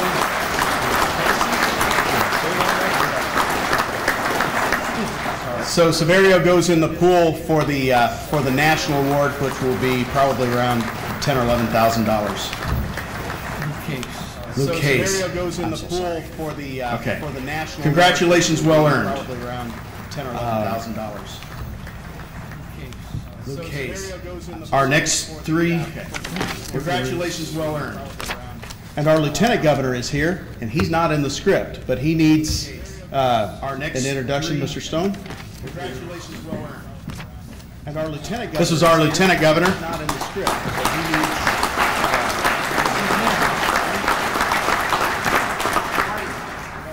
This is our lieutenant governor. Not in the script, but he needs. Okay, so Kenneth Stone was our lieutenant governor this year at Boise State, and he was from. Okay, so Kenneth Stone was our Lake Central, yes, this year in the 1st District. Indiana. And, Indiana, yes, Indiana, of course. Lake Central, Indiana. Very good, thank you. Indiana, yes, Indiana, of course. Good deal. Thank you to all these young men with scholarship. We also had 3 McHale winners. I don't think they're, okay, and they're not here today. All these young men with scholarship. We also had 3. Our first winner is Adian Abuchan, sponsored by 502 of the 2nd District. Our first winner is Adian Abuchan, sponsored by 502. The second is Thomas Krinke, sponsored by Post 145 in the 6th District.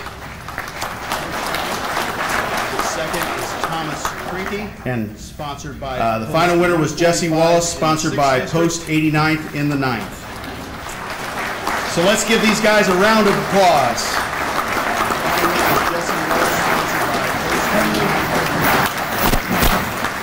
So let's give these guys a round of applause.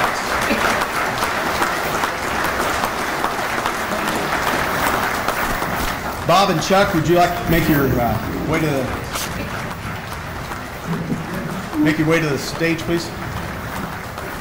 Okay. Bob and Chuck, would you like to make your way to the The last presentation I have, make your way to the stage, please. Okay. The last presentation I have this morning is to honor a longtime active supporter of Hoosier Boys State. His dedication and commitment to the program are invaluable. He has changed countless lives for Hoosier youth over the years. His dedication and commitment to the program are invaluable. He has changed countless lives for Hoosier youth over the years. Yeah, these guys can be dismissed. He has changed countless lives for Hoosier youth over the years. Okay, after 46 years as a member of the Hoosier Boys State staff, Bob Riley kind of abruptly announced his resignation. It came as quite a shock. My first 12 years on staff, I worked under Bob. He's still a mentor to me in the program, and he will be sorely missed. At the end of each Boys State on Saturday morning, Bob would shake my hand and say, "Thank you for a great week, and see you next year, right?" So a plaque is a small reminder of a lifetime of fun, commitment, and great memories. And on behalf of Associate Director Chuck Mason, Commander Zigowitz, and myself, thank you, Bob.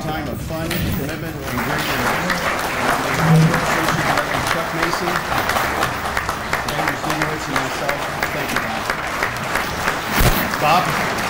Yeah. My first year was 1970. Bob? One of my first staff shirt, it was a t-shirt, had a state of Indiana on the front. My first year, I've worn it today, it looked more like Tennessee. Good job.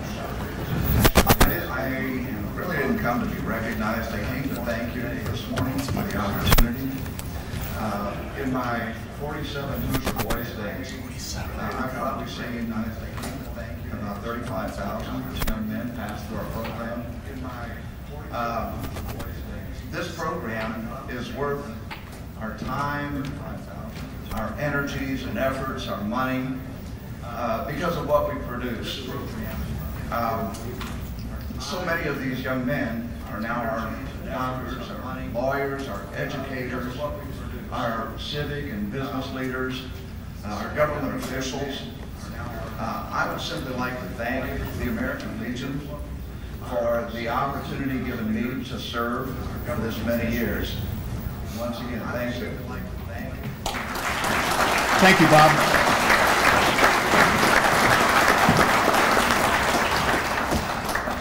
Commander Marty, this concludes my portion of the presentations. I want to thank you and the department for allowing me to direct such a wonderful program. Thank you, sir.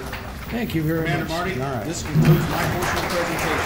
Thank you and the department for allowing me to direct such a wonderful program. Thank you. Yeah, I'll tell you what, folks. I got invited over there, and the guys were really good.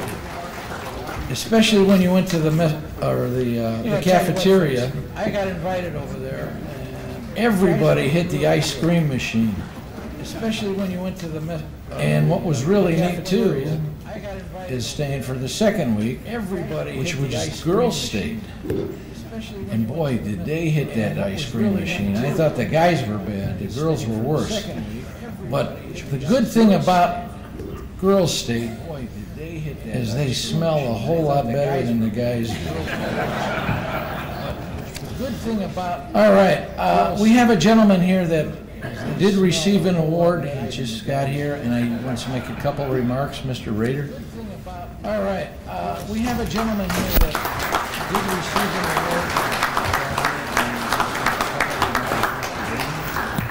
Good morning to all of you. I am very honored to receive what is being called the Fourth Estate Award for a story that we did at Channel 13. Good morning to all of on a soldier, Glenn Shelton, very honored to receive who I don't know if you know his story, but no one knew who he was when he died. All they had was his name, and they knew that he had served, and they knew where he had served and when. But no one had stepped up to bury him. No one had stepped up to claim him. So we did a story, and Hoosiers did what Hoosiers do best.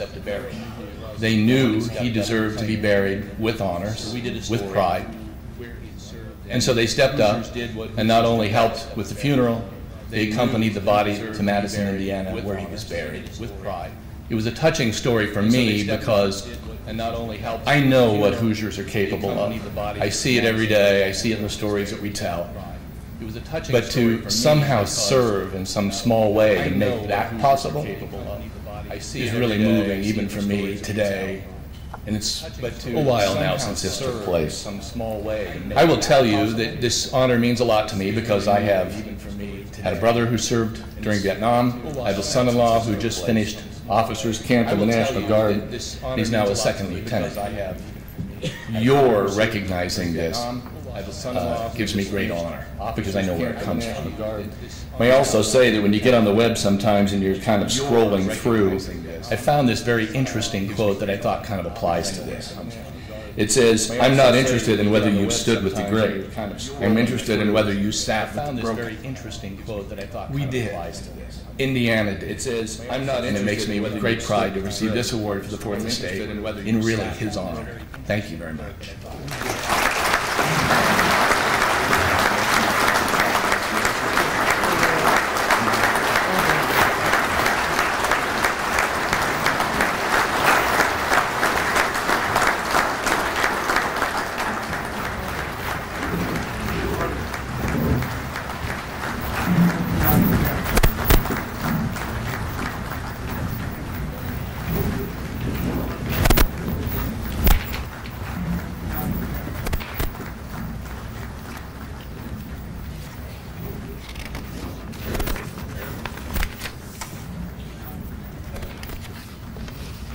All right, we have another guest here, and we've worked closely with him for the past couple of years. All right, we have another guest here. He's known as one of the Big Four, and we've worked closely with him for the past. His term just recently finished. He's known as one of the 2017-2018, and that's the commander of the VFW, Johnny Capps. Recently finished.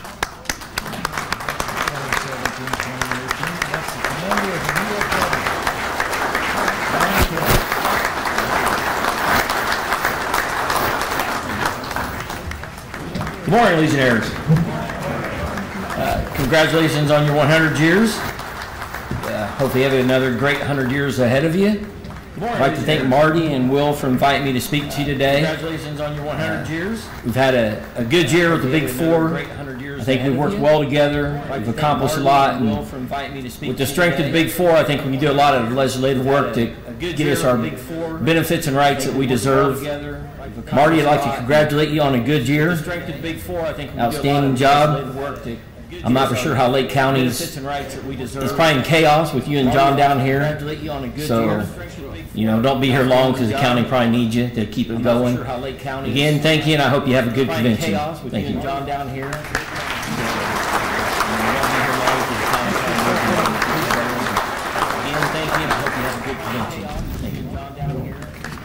Thanks, Commander Capps, for being here. Thank you and your great organization for veterans. Thanks, Commander Capps, for being here. Thank you and your great organization for veterans. Oh, I know him. I've seen that guy before.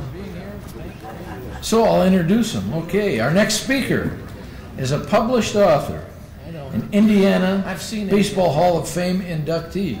So I'll introduce and a 40-year next speaker voice of the Indianapolis Indians, who have partnered with us in the past few years. Ladies and gentlemen, please give a hearty welcome to Howard Kelman. Indianapolis Indians. Nice to see you. Ladies and gentlemen, Howard Kelman. Thank you so much. It's always great to be before you. And please remember the date, August the 12th. American Legion Day at Victory Field. If you haven't gotten your tickets, please get them. Sunday afternoon, August the 12th, Victory Field, the place to be. And we're battling for first place. If we win tonight, we will be in first place for the first time this season. And we were 8.5 games out in May. So we've made a terrific comeback, have really bounced back, and we're having fun. It's all about having fun. You know, but no matter how good you are, you have some challenges. So what happens when things don't go your way? Well, anybody here ever gone to a Cincinnati Reds game? What do they do when a Reds batter hits a home run? Things don't go your way. Well, anybody here? Yeah, I heard a number of people say it. They shoot off fireworks. Now, how would you feel if you're the visiting pitcher? You feel bad enough, you've given up a home run, and then you have to listen to fireworks on top of that. So Mark Portugal's pitching for Houston, and a Reds batter hits a home run. And boom, boom, boom, the fireworks are going off. Now he's getting mighty upset. The next batter comes up, and he hits a home run too. Boom, boom, boom, and the dust and the smoke and the fireworks again. Now Mark Portugal's given up 2 straight homers, has had to listen to fireworks each time. The next batter comes up, and he belts a home run too. Wow, 3 straight homers, fireworks, fireworks, fireworks. Mark Portugal, the Astros pitcher, is so upset he can't even see straight. Now Bob Cluck, the Astros pitching coach, also is upset because his pitcher's given up 3 straight homers. So Cluck is angry. Portugal is angry. And Bob Cluck walks out to the mound to talk to Portugal. And Portugal says, "What are you doing here?" And Bob Cluck said, "Hey, I have to give the guy a chance to reload the fireworks." Portugal says, "What are you doing here?" And Bob Cluck said, "Hey, I have to give the guy a chance to reload the fireworks." So don't we learn a lesson there about during a challenging time? They both broke up laughing and he started pitching better. A couple other stories. One of them, many of you remember Howard Cosell, the controversial sportscaster? I'm sure all you do. How many of you tried to forget him? Howard Cosell was known for 2 things mainly: announcing boxing and Monday Night Football. Those were his 2 things. Well, he's announcing this heavyweight boxing championship match on ABC TV, which I'm watching. Those were his 2 things. And Larry Holmes, the champion, gives the challenger, Randall Tex Cobb, a beating. It was really bad. And the fight continued. Finally, in about the ninth round, Cosell says, "This fight is a disgrace. It should never have taken place in the first place. It is a disgrace to boxing, and because of this, I am through with boxing. I never, ever will announce boxing again." Well, the fight finally ends. And there's Randall Tex Cobb having been beaten by Larry Holmes. Tex has one eye completely shut, blood coming down his face. And a reporter goes up to him in his dressing room and said, "Tex, Howard Cosell said that you took such a beating from Larry Holmes tonight that Cosell said he'll never, ever announce boxing again." And there's Tex Cobb, as I said, the blood coming down and eyes shut. He says to the reporter, "Sir, you go over to Howard Cosell, and as big a beating as I took tonight, you tell Cosell that I would fight Larry Holmes again. If Cosell promises to get off Monday Night Football, too. I would fight Larry Holmes again. If Cosell promises." So if a man who is beaten bloody can keep his sense of humor during a time like that, what does it say to all of us when we go through challenges? You people are special, special people. I'm honored to come before you. My broadcast booth, and some of you will attest to it, you've been there, is always open. You're always welcome to stop by and say hello. You take the elevator to the 3rd floor. It's the same as the suite level. Before you do, you go to the reception desk and you tell them that you're a friend of mine, and I promise you, you'll spend the night in the city-county lockup. Go to the reception desk. You tell them you're a friend of mine, they'll give you a pass, and you come upstairs and visit. It's all about having fun Like the great Hall of Famer Willie Stargell said, the umpires don't say work ball, they say play ball. So we're all about having fun.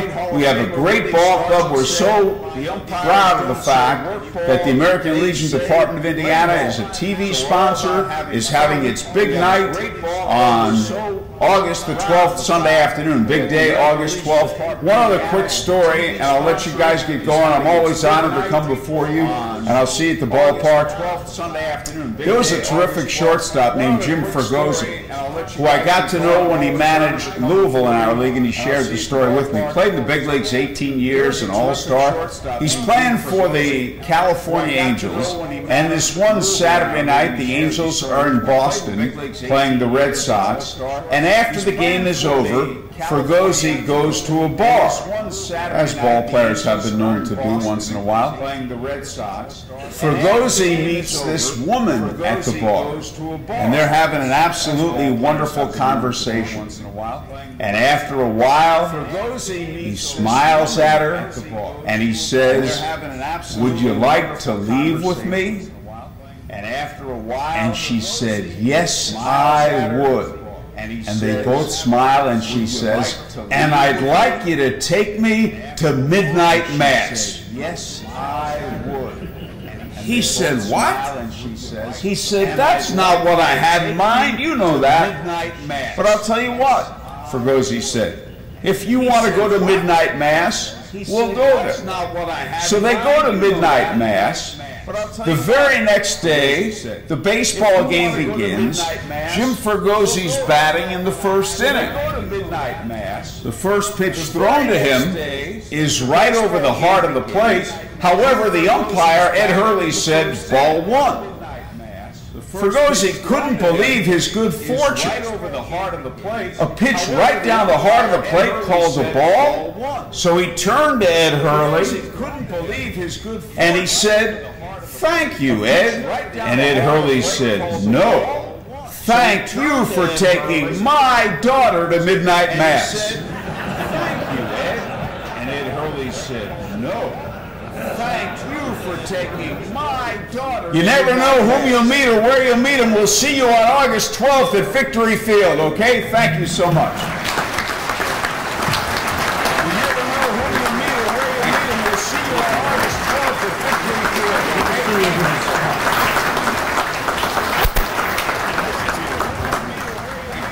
Thank you, Howard. See, we think alike, just like I said before. Watch that first step. All work and no play make for a dull Legionnaire, so you gotta have some fun. Watch that first step. Thanks a bunch, Howard. Good luck to you and the Indians this season. Looks like you're doing well. We look forward to seeing you on Legion Day on August 12th. Thanks a bunch, Howard. And don't forget, get your discount tickets and enjoy the American Legion baseball. Look forward to seeing you on Legion Day on August 12th. Thanks a bunch, Howard. And don't forget, get your discount tickets and enjoy the American Legion baseball.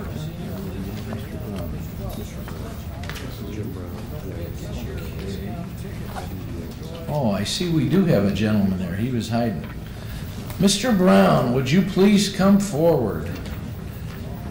Member of the IDVA, have a gentleman there. He was hiding. Indiana Department of Veterans Affairs. Would you please come forward? I believe a retired command sergeant major or something like that. What's it pay? A couple bucks. I believe a retired command sergeant major or something like that. A couple bucks.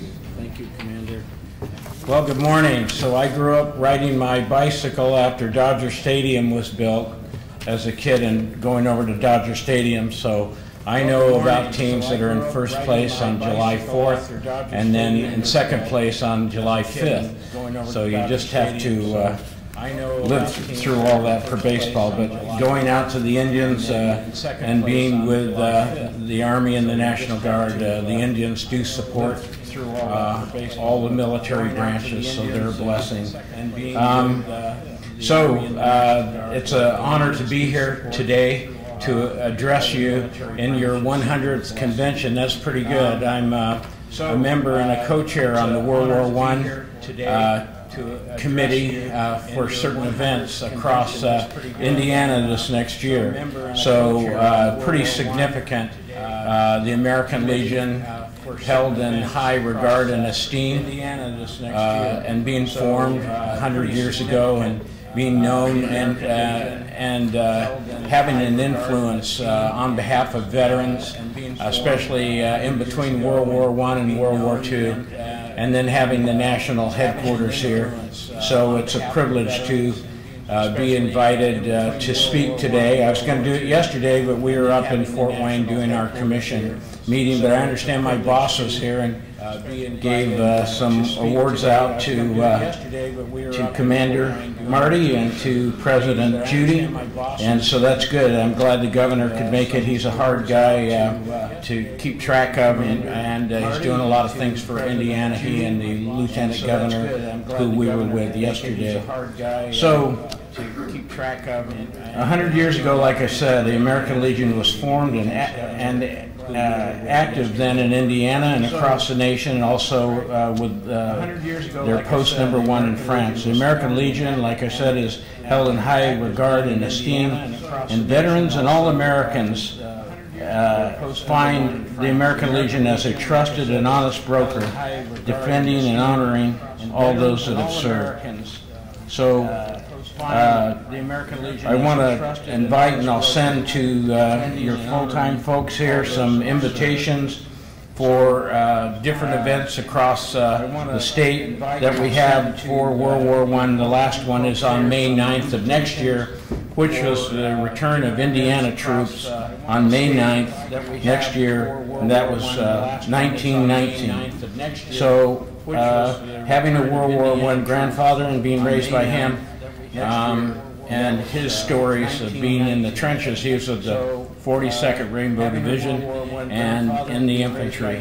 So that was a horrible war, and it was the war to end all wars, and we know that that didn't happen.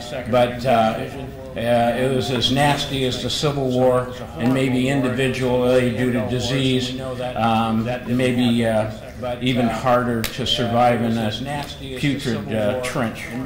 So I was raised on that, and then I was told, since Browns can't spell, that you just need to go enlist in the Army, and so I did, and then served in Vietnam.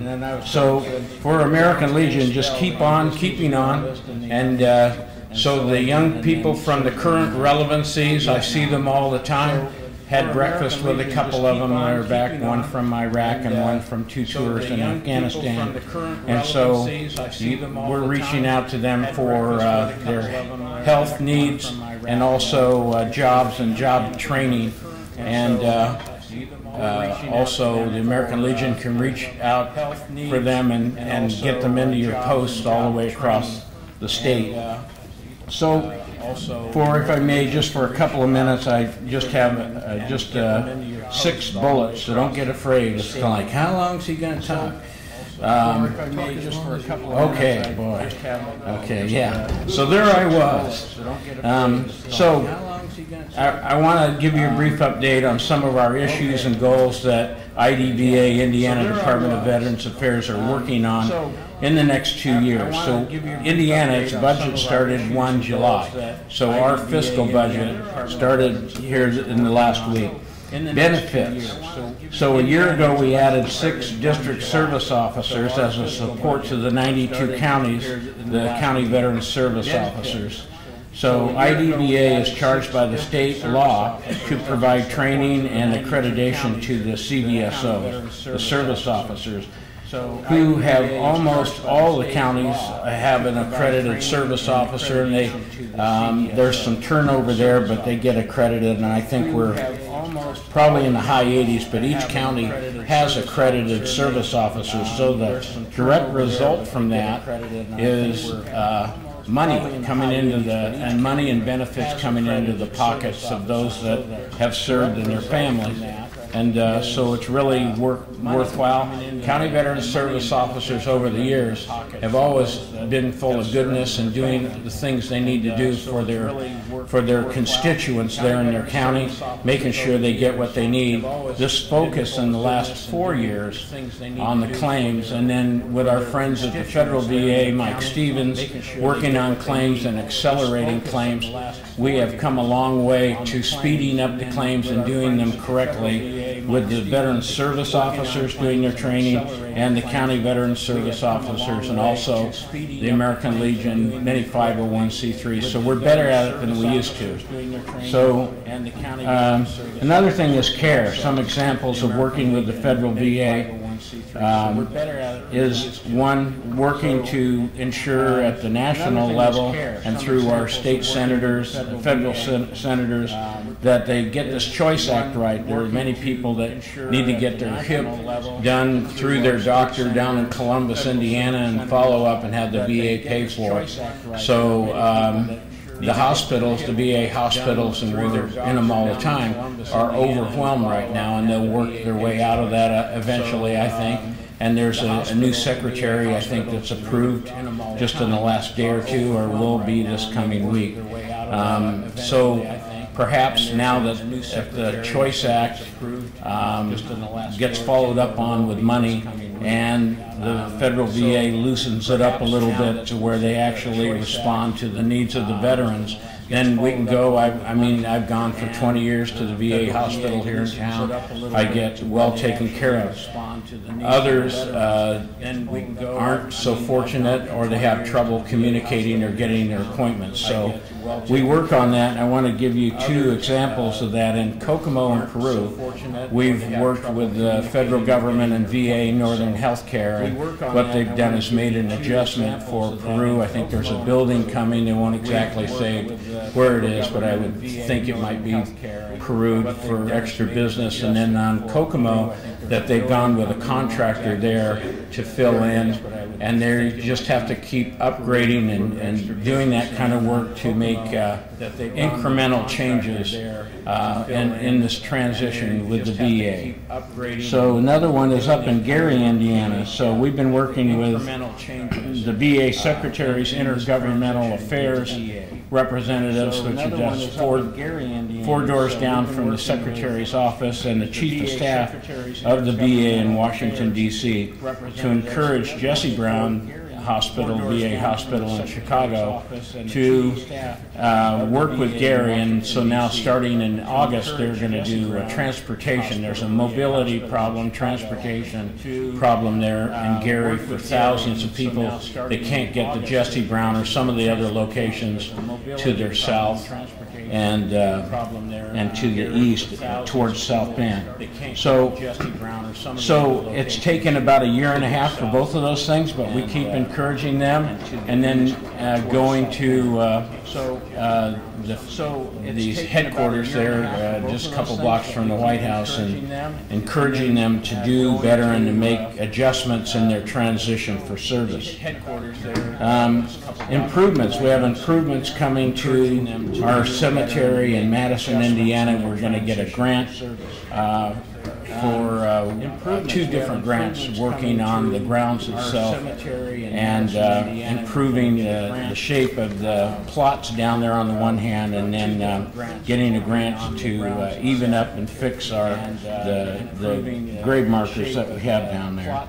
So that's pretty good. We hadn't done things like that in the past. So everything I mentioned here is federal money, not state money. And sometimes there's some confusion. Should Indiana jump up and jump into the VA business? And it's actually, it'd be better if we jumped in through our legislators and go to the federal government and to the VA and Department of Defense, because that's their responsibility. They have the funds, and they're the ones that need to change the colors, if you would, of money and rearrange that. They have enough money. The VA has just under, they're the #2 size for dollars of agencies in the United States, just under DOD. So DOD can fight the nation's wars and buy all these, build ships and make tanks and go after it across the world. the VA itself has enough money to rearrange themselves, prioritize, because the priority isn't brick and mortar or unions. The priority are the people sitting here that I'm looking at today, and those men and women that are out on the line defending the country as they always have, and those that are in need of care. So we work on that 7 days a week. So we also have discussions with the state and the VA about the Indiana Veterans Home, various grants, buildings that could be entertained, and adjustments. The buildings up there are old. We need water treatment plants, things like that replaced. So we're working with them on that. Also, Military Family Relief Fund. We spent almost $3 million last year on veterans. So I'm happy to report that in the time that we've been there, we've spent 8 out of the 9.3 million that has been spent on this program. We've spent that in the last 4 years to helping veterans with their needs according to the rules and regulations of the Family Relief Fund. An update on 777, which many of you should be, North Meridian, many of you should be familiar with that building. Dick Jewell, I see you, your mean face down there. He's probably been thrown out of that building or crawled to it at about midnight on a Saturday night. So we're working, the state has put out for bids for 777 to get a remodeling and restoration throughout the building. The tenants are predominantly going to be the federal VA and ourselves, and then there'll be the Veterans Court, some other folks, to include the police department that'll be in there. And so I would say that those bids, after some discernment, will be approved and vetted, and then the building would start on construction sometime late in the fall and probably be finished 400 days later. Can't get any closer than that because this is government. So we had this conversation in 2015. Governor Pence, before he cut out, he approved it, and so and then it was backed up by Governor Holcomb, and so here we are building that in 2019 and occupying in January of 2020. So here we are building that. We work on next level jobs with the state. So Governor Holcomb's program, next level, one of his next level are for bringing veteran recruitment.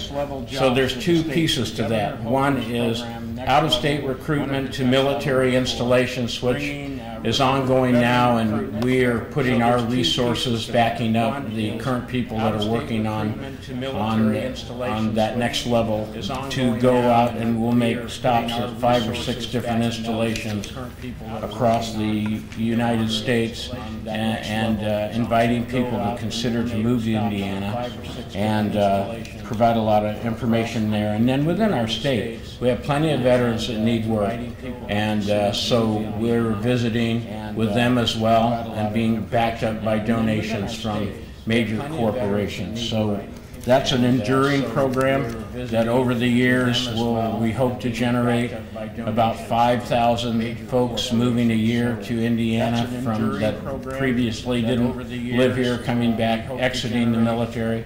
And then there's a lot of jobs to be filled, almost as many as 100,000 a year, probably 60,000 replacement for retirees, and 40,000, if you see the news, about 40,000 new jobs a year, high-tech, agri, manufacturing. So, and then I just want to say that we work with homelessness, hunger, suicide prevention, post-traumatic stress, women's programs. It's a 7-day-a-week responsibility, meeting with folks that need some adjustment or need some help. And it's an honor and a blessing to do that. And then mention our partners. The first one I'd come up with is the Big Four. We also work with Easter Seals and Gleaners for food distribution, the County Veteran Service Officers, Department of Workforce Development, the Indiana Guard, the USO, and the Feds. DOD is the Department of Defense is allowing us into these installations after some encouragement out of the White House to do that since the President told them to do it. So now they're reacting a year later. How about that? So each day it's been a blessing to work with veterans. I haven't forgotten fighting in the jungle in Vietnam and in combat, and then being allowed to go back to the same division 40 years later in Afghanistan as a senior leader, and working there with the Afghan army and living with them for a couple of years. And so our young men and women are just like you, and they're just like the greatest generation. And they are dedicated, they're motivated, and totally professional. And then it's a different war than my jungle war. It's more stressful with the environment, and that you have to have awareness constantly. But it's a worthwhile endeavor. The last time I was there was March of '11 in Afghanistan. And I would be happy to go back, and we're needed in this area of the world for our own national security. And then the people there, if you meet with them and then live with them, there's good people everywhere in all these 100 countries that I've been in. So they look to the United States for needs and for protection, and then the United States looks to the military to operate and to get the job done, which you always do. So thank you once again for Mr. Commander for having me and giving me a moment to share our thoughts and giving a brief update. So God bless you. God bless the United States. Commander.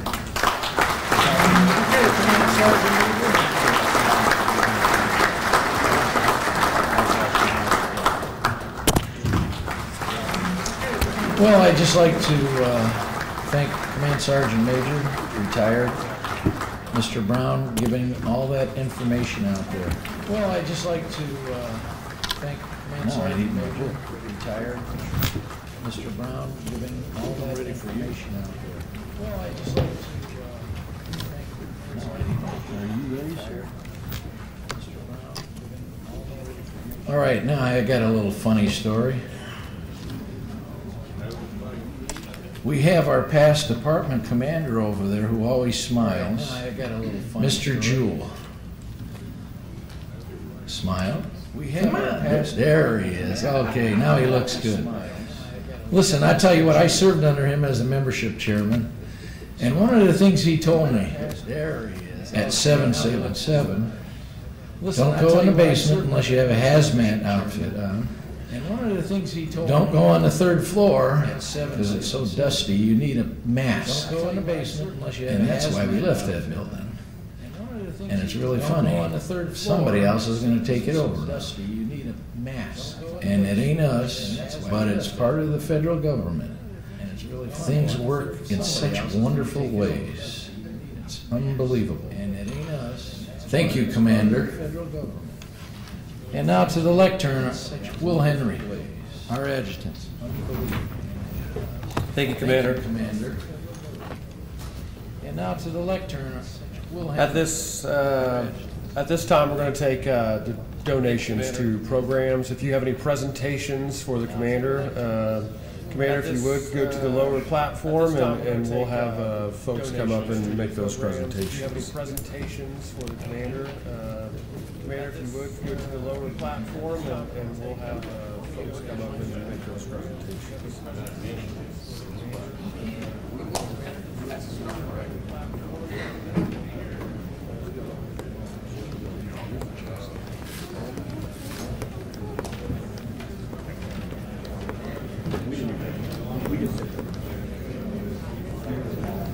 All right, everybody, watch your step.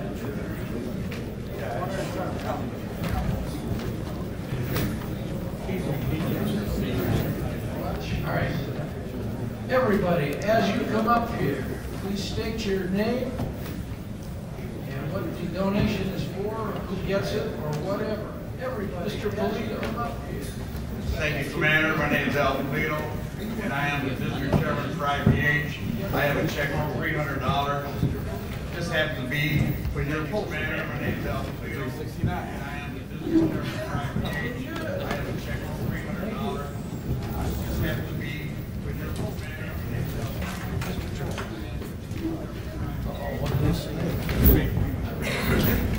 name is Ed Trice. I'm in here representing Post 608, which is the Pendleton Prison Post.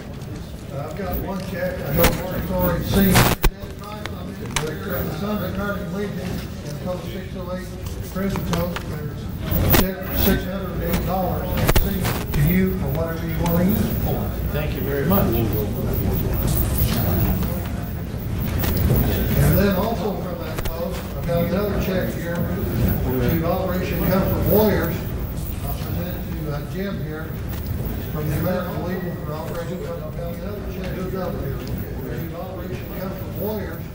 Okay, these were given to me at the memorial presentation they put on for the prison. Actually, let all the prisoners and families come in and attend this memorial. Also, they like these one checks and some other entities there, and they gave pledge for $17,000. So I think we owe them a round of applause.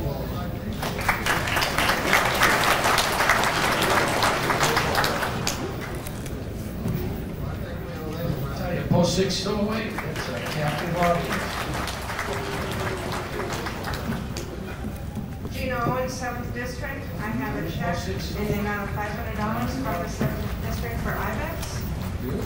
I have a check from Post 233, my home post, for $1,000 for IBEX. I have another check from an individual for IBEX in the amount of $1,000 for $1,000. And then I have the last check I have here is from Jasonville, Post 172 for IBEX in the amount of $1,000. Oh, wow.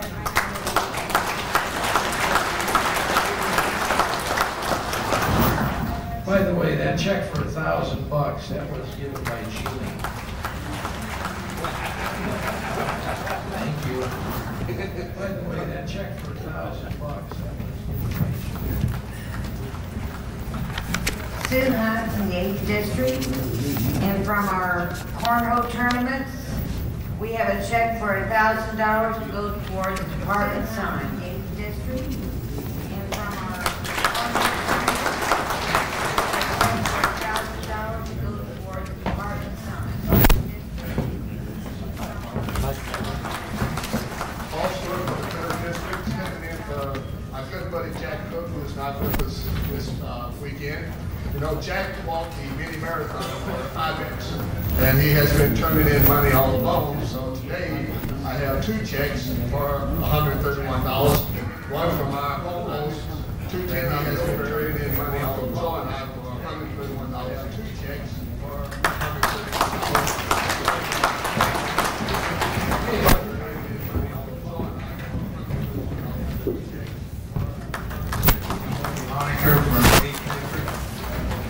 Last month, I was a counselor at Hoosier State at Prime University. One evening, the boys decided they want to buy scrambling. Anyway, I told them I couldn't do it. Collect the money for it. And I told them to give the money back. They wanted to give it to the veteran. Anyway, I'd like to give you $322.20 for Operation Comfort Warrior. Okay. Thank you very much.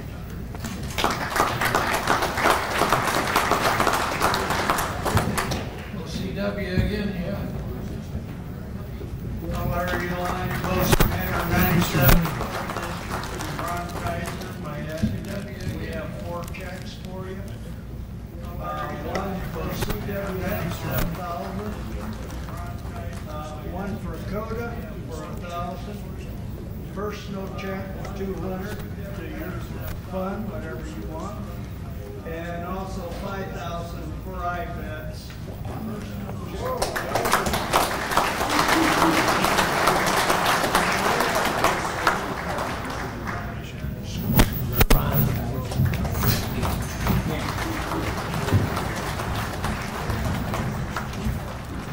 Post 31, District 4, along with my commander, Jim Tipping, $1,500 IBEX.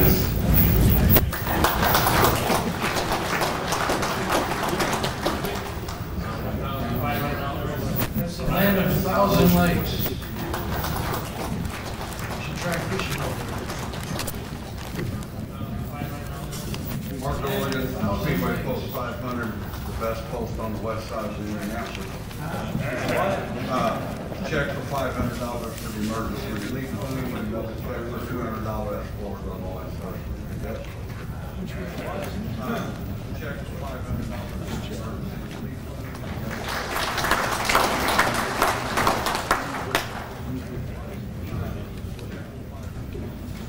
Harry P. Triplett, Commander of Post 80, 1st District. I have two checks there.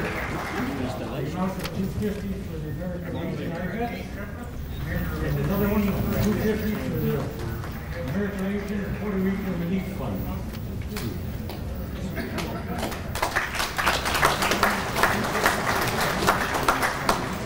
Yeah, the Puerto Rican Relief Fund, if anybody has any extra cash laying around, we could use it. Nair needs some help down there. And hopefully our Puerto Rican Relief Fund, if anybody has any friends down there.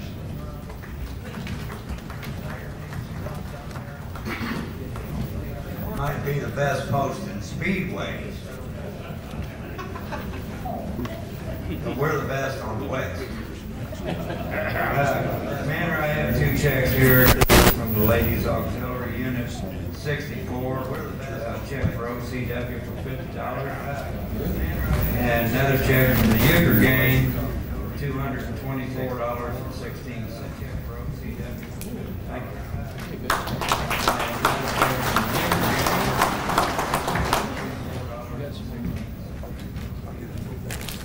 It's right here.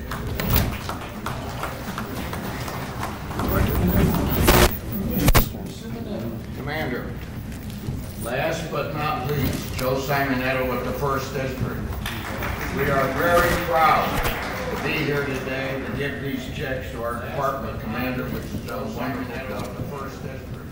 We have a check for $535 for rehab, $300 for American Family Scholarship, and Post 16, my home post, has $100 for the Puerto Rican Relief Fund. American Family. Thank you, Commander. Scholarship.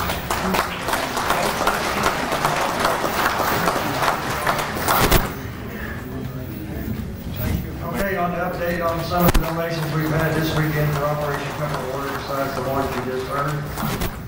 Larry Lowry has a check for $100. These two are good ones. And next two, Al Polito and Paul Smith for their phones ringing during the meeting. Larry Lowry has $10 each for $20, $100. Scott Johnson, better known as the Zoo Man from Belfield Post 351, $30. I don't know how to pronounce his next name. Beulah Mazak, $20. Fort Wayne, $30. American Legion Auxiliary Juniors. The juniors went out to the schools and around their neighborhoods and collected money for Operation Cover Water. They gave me a check yesterday. The auxiliary meeting for $815. Kevin Hinton, $20. Yesterday, most of you were in here. I want to mention again about the Speedway Post 500 and the memory of John Hannon, their commander that passed away, was the commander. They give you a check for $1,450. Jerry Cunningham, $20 cash. Of course, you heard the Post 608 check for $1,422, so a total of $3,429.20. So thank you all so very much about Operation Cover Water.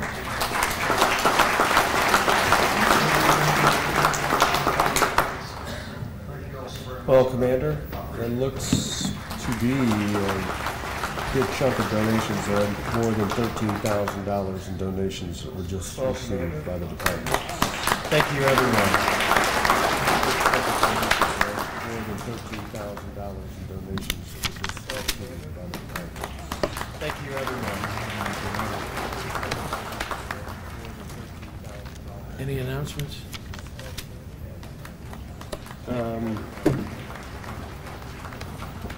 The only announcement I have, right, did we get those keys?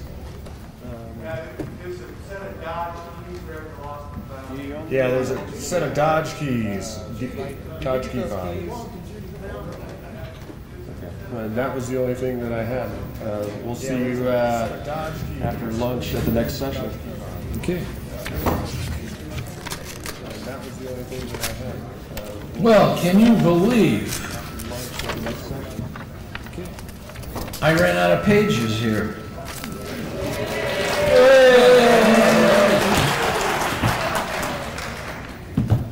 Yeah. With that being said,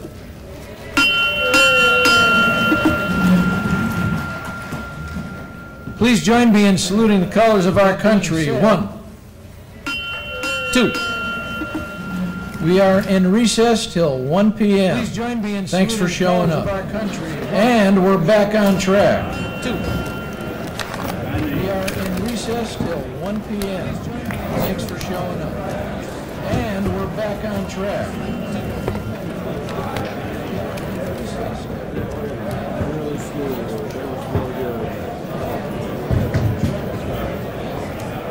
I knew it. With 30 minutes to spare.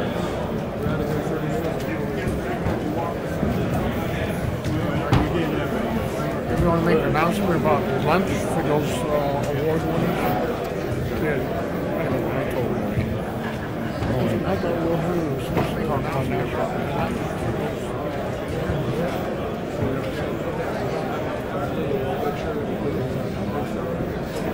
Make this as easy as possible. Just go down to the road with the delegates and large. Everybody go. We're not going to jump down or shield the middle. Just go down to the road.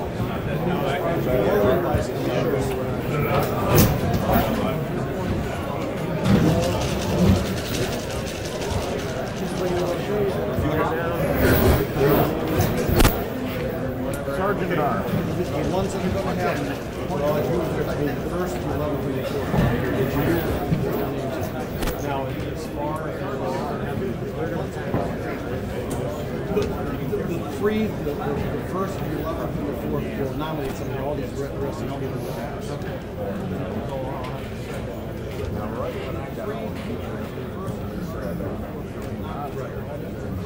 well, somebody should second it.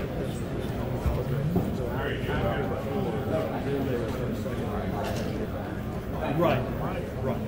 Somebody should second it. Okay, now as far as the northern vice commissioners, as luck would have it. There you have it, man, anyway. The two people, as far as the northern vice